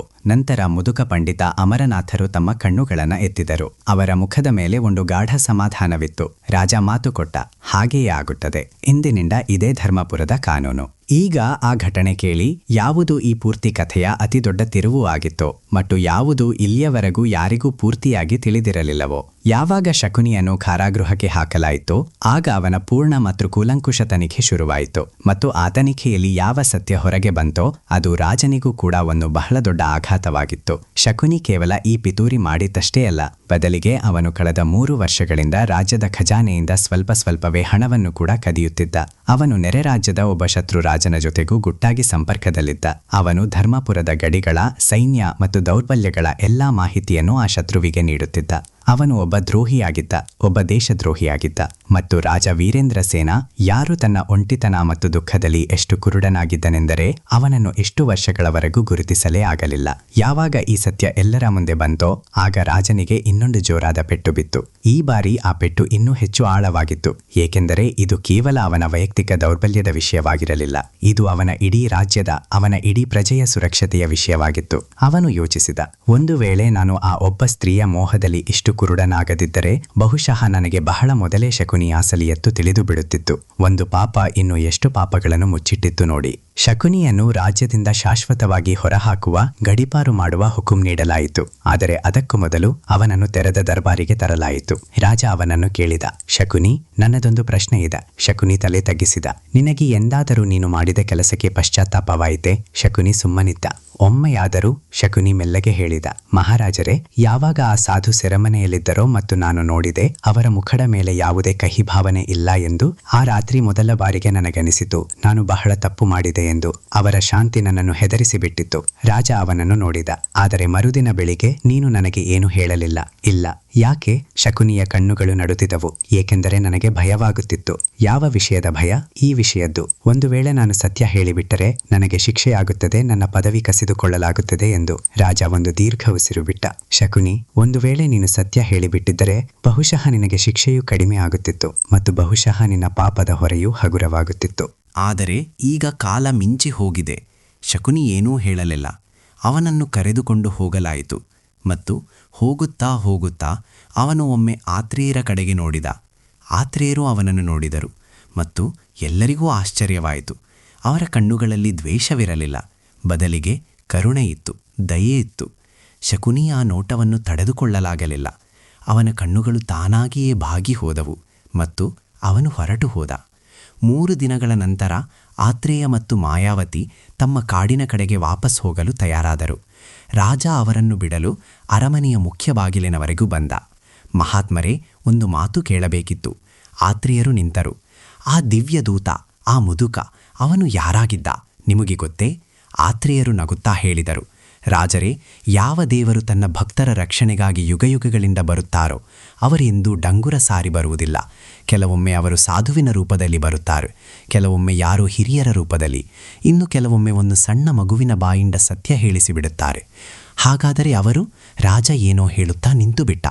ನೀವು ಏನನ್ನು ನೋಡಿದಿರೋ ಅದೇ ಸತ್ಯವಾಗಿತ್ತು, ಏನನ್ನು ಅನುಭವಿಸಿದಿರೋ ಅದೇ ಸತ್ಯವಾಗಿತ್ತು, ಏನನ್ನು ನೀವು ತಿಳಿದುಕೊಂಡಿರೋ ಅದೇ ಸತ್ಯವಾಗಿತ್ತು. ಬರೀ ಇಷ್ಟೇ ಸಾಕು. ರಾಜ ಕೈ ಮುಗಿದ. ಇನ್ನೊಂದು ಮಾತು, ನೀವು ನನ್ನನ್ನು ಕ್ಷಮಿಸಿದಿರಿ, ಇದು ನನಗೆ ಒಂದು ಬಹಳ ದೊಡ್ಡ ಉಡುಗೊರೆ. ಆತ್ರೇಯರು ಹೇಳಿದರು, ರಾಜರೇ, ನಾನು ನಿಮ್ಮನ್ನು ಕ್ಷಮಿಸಲಿಲ್ಲ. ರಾಜ ಆಶ್ಚರ್ಯಚಕಿತನಾದ. ಹಾಗಾದರೆ ಈಶ್ವರ ನಿಮ್ಮನ್ನು ಕ್ಷಮಿಸಿದ್ದಾನೆ. ನಾನಂತೂ ಕೇವಲ ಅವರ ಒಂದು ಮಾಧ್ಯಮವಾಗಿದ್ದೆ. ಕ್ಷಮೆ ನೀಡಲು ನಾನಾರು? ಆತ್ರೇಯ ಮತ್ತು ಮಾಯಾವತಿ ಕಾಡಿನ ಕಡೆಗೆ ನಡೆದರು. ದಾರಿಯಲ್ಲಿ ರಸ್ತೆಯ ಎರಡೂ ಬದಿಯಲ್ಲಿ ಜನರು ನಿಂತಿದ್ದರು. ಕೆಲವರು ಅವರ ಮೇಲೆ ಹೂವು ಸುರಿಸುತ್ತಿದ್ದರು, ಕೆಲವರು ಕೈಮುಗಿದು ದೂರದಿಂದಲೇ ನಮಸ್ಕರಿಸುತ್ತಿದ್ದರು. ಒಂದು ಚಿಕ್ಕ ಮಗು ಗುಂಪಿನಿಂದ ಓಡಿ ಬಂತು ಮತ್ತು ಅದು ಮಾಯಾವತಿಯ ಕಾಲು ಮುಟ್ಟಿತು. ಮಾಯಾವತಿ ಅದನ್ನು ಎತ್ತಿಕೊಂಡು ತಬ್ಬಿಕೊಂಡರು. ಮಗು ಕೇಳಿತು, ಅಮ್ಮ, ನೀವು ಮತ್ತೆ ವಾಪಸ್ ಬರುತ್ತೀರಾ? ಮಾಯಾವತಿ ಅದನ್ನು ಹಣೆಗೆ ಮುತ್ತಿಟ್ಟರು. ಯಾವಾಗ ಅಗತ್ಯವಿದೆಯೋ ಆಗ ಮಗು, ಧರ್ಮ ಎಂದು ದೂರ ಹೋಗುವುದಿಲ್ಲ. ವಿಜಯವನಕ್ಕೆ ವಾಪಸ್ ಬಂದು ಆತ್ರೇಯರು ಎಲ್ಲಕ್ಕಿಂತ ಮೊದಲು ಮಾಡಿದ ಕೆಲಸ, ತಮ್ಮ ಯಜ್ಞಕುಂಡದಲ್ಲಿ ಪೂಜೆ ಮಾಡಿದರು. ಮಾಯಾವತಿ ಗುಡಿಸಲಿನ ಹೊರಗೆ ತುಳಸಿಯ ಹತ್ತಿರ ದೀಪ ಹಚ್ಚಿದರು. ಅದೇ ದೀಪ ಯಾವುದು ಅರಮನೆಯಲ್ಲಿ ಎಷ್ಟೋ ಬಾರಿ ಆರಿ ಹೋಗಿತ್ತೋ, ಈ ಬಾರಿ ಅದರ ಜ್ವಾಲೆ ಸಂಪೂರ್ಣ ಸ್ಥಿರವಾಗಿತ್ತು. ಹೊರಗೆ ಕಾಡಿನ ಜೋರು ಗಾಳಿ ಬೀಸುತ್ತಿತ್ತು, ಆದರೆ ದೀಪದ ಜ್ವಾಲೆ ರವೆಯಷ್ಟೂ ಅಲುಗಾಡಲಿಲ್ಲ, ನೇರವಾಗಿ ಉರಿಯುತ್ತಿತ್ತು. ಮಾಯಾವತಿ ಅದನ್ನು ನೋಡಿ ನೋಡಿದರು ಮತ್ತು ಅವರು ದೇವರಲ್ಲಿ ಕೇವಲ ಒಂದೇ ವಿಷಯ ಬೇಡಿಕೊಂಡರು, ಹೇ ಪ್ರಭು, ಎಂಥದ್ದೇ ಪರೀಕ್ಷೆ ಬರಲಿ, ನನ್ನನ್ನು ಧರ್ಮದ ದಾರಿಯಿಂದ ಎಂದೂ ಸರಿಸಬೇಡ. ಅರಮನೆಗೆ ವಾಪಸ್ ಹೋಗಿ ರಾಜ ವೀರೇಂದ್ರ ಸೇನ ಬಹಳ ಹೊತ್ತಿನವರೆಗೆ ತನ್ನ ಕೋಣೆಯಲ್ಲಿ ಒಬ್ಬಂಟಿಯಾಗಿ ಕುಳಿತಿದ್ದ. ಅವನ ತನ್ನ ರಾಣಿ ದೇವಯಾನಿಯ ಆ ಹಳೆಯ ಫೋಟೋವನ್ನು ತೆಗೆದ, ಯಾವುದು ಅವನು 7 ವರ್ಷಗಳಿಂದ ಒಂದು ಪೆಟ್ಟಿಗೆಯಲ್ಲಿ ಮುಚ್ಚಿಟ್ಟಿದ್ದನು. ಅವನು ಅದನ್ನು ನೋಡಿದ. ಅವನ ಕಣ್ಣು ತುಂಬಿ ಬಂದವು. ದೇವಯಾನಿ, ನಾನು ಬಹಳ ದಾರಿ ತಪ್ಪಿದ್ದೆ. ಅವನು ಬಹಳ ಮೆಲ್ಲಗೆ ಹೇಳಿದ, ರಾಣಿ ಅವನ ಮಾತು ಕೇಳುತ್ತಿದ್ದಾಳೇನೋ ಎನ್ನುವಂತೆ. ನೀನು ಹೋದ ನಂತರ ನನ್ನೊಳಗೆ ಒಂದು ಎಂಥ ಖಾಲಿತನ ಬಂದಿತ್ತೆಂದರೆ ಅದನ್ನು ನಾನು ಎಂದೂ ತುಂಬಲಾಗಲಿಲ್ಲ.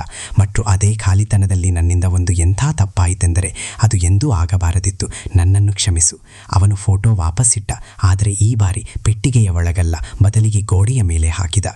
ಮರುದಿನದಿಂದ ರಾಜನ ಜೀವನ ಪೂರ್ತಿಯಾಗಿ ಬದಲಾಯಿತು. ಆದರೆ ಈ ಬದಲಾವಣೆ ದಿಢೀರಾಗಿರಲಿಲ್ಲ, ಯಾವುದೇ ನಾಟಕೀಯ ಬದಲಾವಣೆ ಆಗಿರಲಿಲ್ಲ. ಇದು ನಿಧಾನವಾಗಿ ಆಯಿತು. ಹೇಗೆ ಮಳೆಯ ನಂತರ ಒಣಭೂಮಿಯ ಮೇಲೆ ನಿಧಾನವಾಗಿ ಹಸಿರು ಬರುತ್ತದೆಯೋ ಹಾಗೆ. ರಾಜ ಪ್ರತಿ ಬೆಳಿಗ್ಗೆ ಬೇಗ ಎದ್ದು ಪೂಜೆ ಮಾಡಲು ಶುರು ಮಾಡಿದ, ಯಾವುದು ಅವನು ಎಷ್ಟೋ ವರ್ಷಗಳಿಂದ ಮಾಡುತ್ತಿರಲಿಲ್ಲ. ಅವನು ರಾಜ್ಯದಲ್ಲಿ ಒಂದು ಹೊಸ ಸಭೆ ರಚಿಸಿದ, ಧರ್ಮಸಭೆ. ಅಲ್ಲಿ ಯಾರೇ ಸಾಮಾನ್ಯ ಮನುಷ್ಯ, ಅತೀ ಬಡವನೂ ಬಂದು ತನ್ನ ದೂರನ್ನು ಹೇಳಿಕೊಳ್ಳಬಹುದಿತ್ತು. ಅಲ್ಲಿ ನ್ಯಾಯ ಒಂಟಿ ರಾಜನಲ್ಲ, ಬದಲಿಗೆ ಜ್ಞಾನಿ ಪಂಡಿತರು ಮತ್ತು ಹಿರಿಯರು ಸೇರಿ ಮಾಡುತ್ತಿದ್ದರು.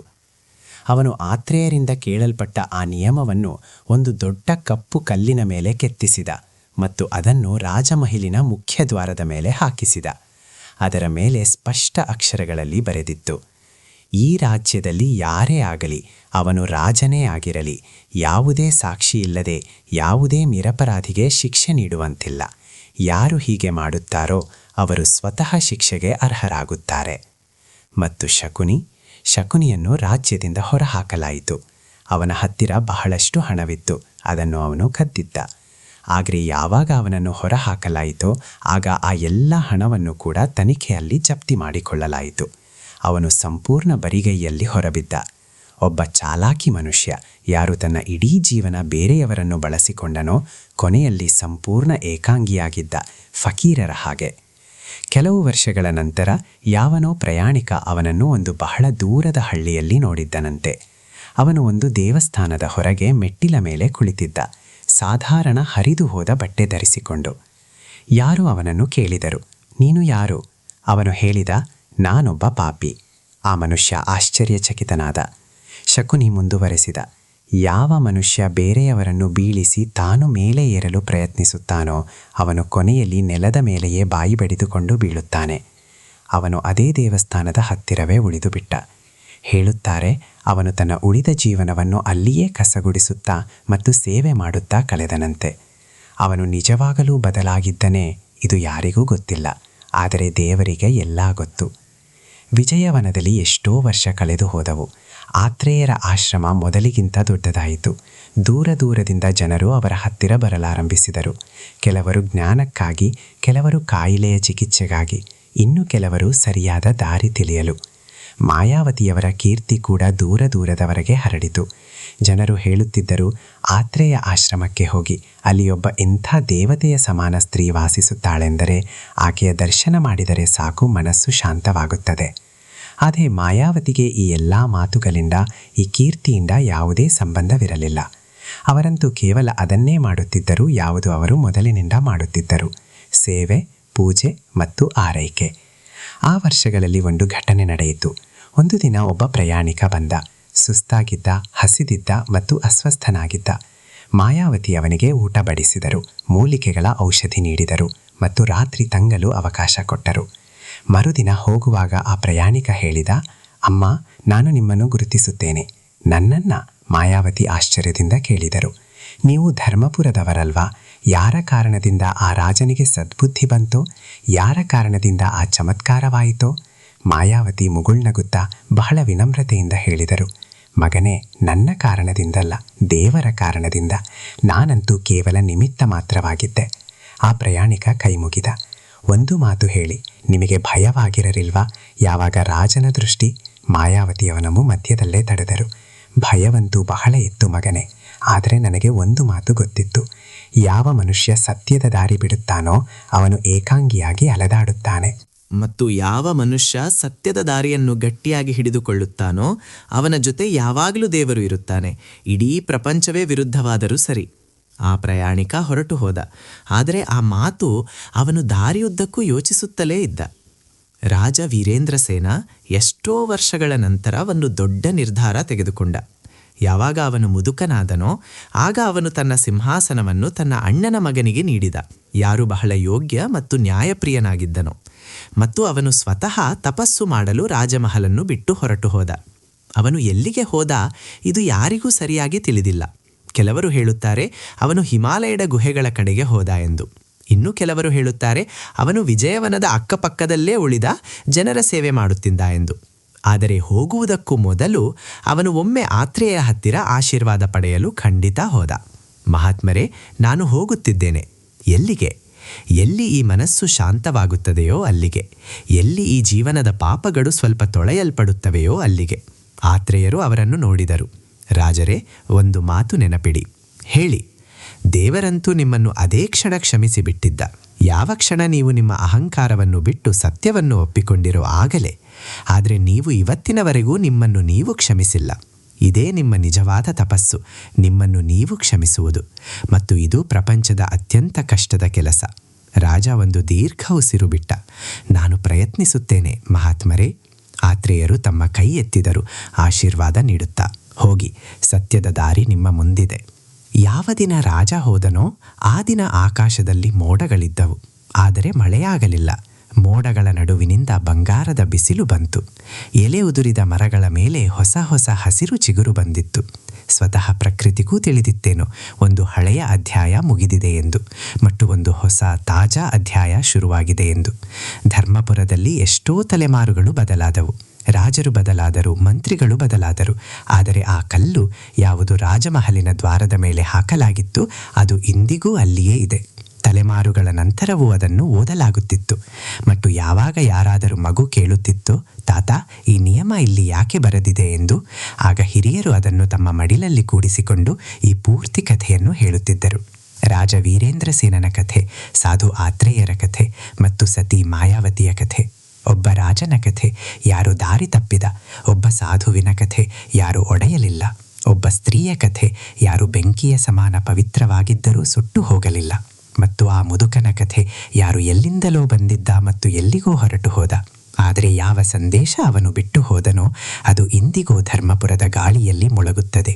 ಸಹೋದರ ಸಹೋದರಿಯರೇ, ಯಾವಾಗ ಈ ಕಥೆ ಮುಗಿಯುತ್ತದೆಯೋ ಆಗ ಮನಸ್ಸಿನಲ್ಲಿ ಒಂದು ಪ್ರಶ್ನೆ ಏಳುತ್ತದೆ.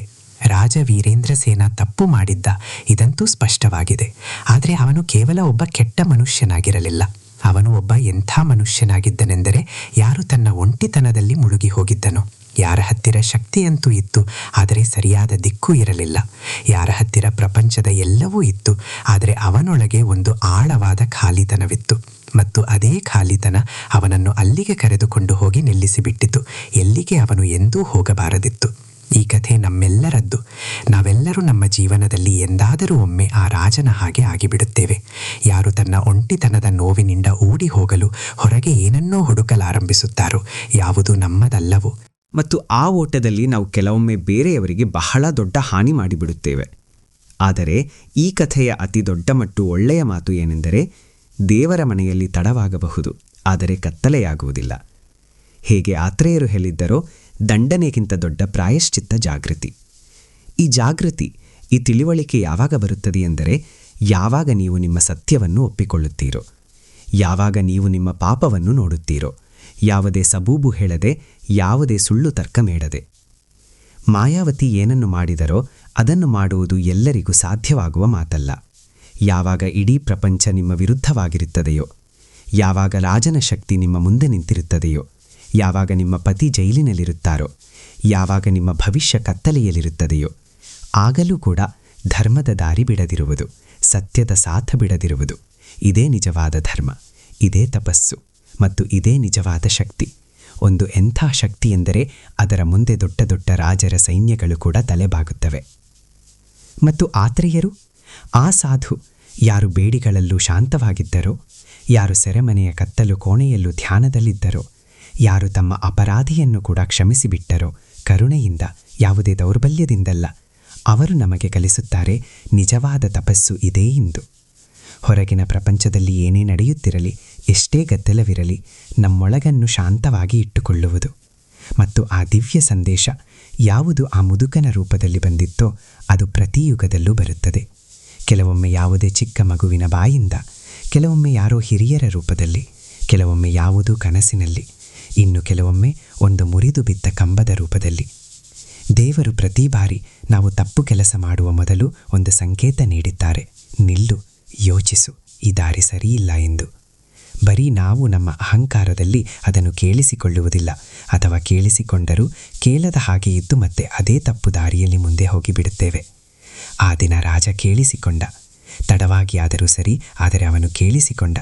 ಮತ್ತು ಇದೇ ಅವನ ಮುಕ್ತಿಯ, ಅವನ ಶಾಂತಿಯ ಮೊದಲ ಹೆಜ್ಜೆಲಾಗಿತ್ತು.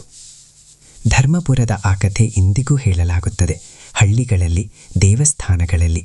ಮತ್ತು ತಾಯಿ ತನ್ನ ಮಗುವನ್ನು ರಾತ್ರಿ ಮಲಗಿಸುವಾಗ ಹೇಳುತ್ತಾಳೆ, ಮಗನೇ, ಯಾವಾಗಲೂ ಸತ್ಯದ ಜೊತೆ ಇರು, ಹೇಗೆ ಮಾಯಾವತಿ ಇದ್ದಳೋ ಹಾಗೆ. ಮತ್ತು ಪ್ರತಿ ಬಾರಿ ಯಾರಾದರೂ ಈ ಕಥೆಯನ್ನು ಕೇಳುತ್ತಾರೋ ಅವರು ಒಂದು ಕ್ಷಣ ಖಂಡಿತ ನಿಲ್ಲುತ್ತಾರೆ ಮತ್ತು ತಮ್ಮ ಎದೆಯೊಳಗೆ ಇಣುಕಿ ಯೋಚಿಸುತ್ತಾರೆ, ನನ್ನ ಜೀವನದಲ್ಲಿ ಯಾವ ರಾಜನಿದ್ದಾನೆ, ಯಾವ ಶಕುನಿ ಇದ್ದಾನೆ, ಯಾರು ನನಗೆ ತಪ್ಪು ಸಲಹೆ ನೀಡುತ್ತಿದ್ದಾನೆ, ಮತ್ತು ನಾನು ಸ್ವತಃ ನಾನು ಆತ್ರೇಯರ ಹಾಗೆ ಶಾಂತವಾಗಿದ್ದೇನೆಯೇ ಅಥವಾ ಮಾಯಾವತಿಯ ಹಾಗೆ ದೃಢವಾಗಿದ್ದೇನೆಯೇ? ಇದೇ ಪ್ರಶ್ನೆ ಈ ಕಥೆಯ ನಿಜವಾದ ಉದ್ದೇಶ. ಕಥೆಗೆ ಅಂತ್ಯವಿರುವುದಿಲ್ಲ, ಏಕೆಂದರೆ ಈ ಕಥೆ ಕೇವಲ ಧರ್ಮಪುರದ್ದಲ್ಲ, ಇದು ಪ್ರತಿ ಆ ರಾಜ್ಯದ್ದಾಗಿದೆ ಎಲ್ಲಿ ಶಕ್ತಿ ಇದೆಯೋ, ಇದು ಪ್ರತಿ ಆ ಮನಸ್ಸಿನದ್ದಾಗಿದೆ ಎಲ್ಲಿ ಒಂಟಿತನವಿದೆಯೋ, ಇದು ಪ್ರತಿ ಆ ಮನುಷ್ಯನದ್ದಾಗಿದೆ ಯಾರು ದಾರಿ ತಪ್ಪಿದ ಮತ್ತು ನಂತರ ಸರಿಯಾದ ದಾರಿಗೆ ಮರಳಿದ, ಮತ್ತು ಇದು ಪ್ರತಿ ಆ ಆತ್ಮದ್ದಾಗಿದೆ ಯಾವುದು ಒಡೆಯಲಿಲ್ಲ. ಹೇಳಿ, ಸತ್ಯ ಸನಾತನ ಧರ್ಮಕ್ಕೆ ಜಯವಾಗಲಿ, ಮರ್ಯಾದಾ ಪುರುಷೋತ್ತಮ ರಾಮನಿಗೆ ಜಯವಾಗಲಿ.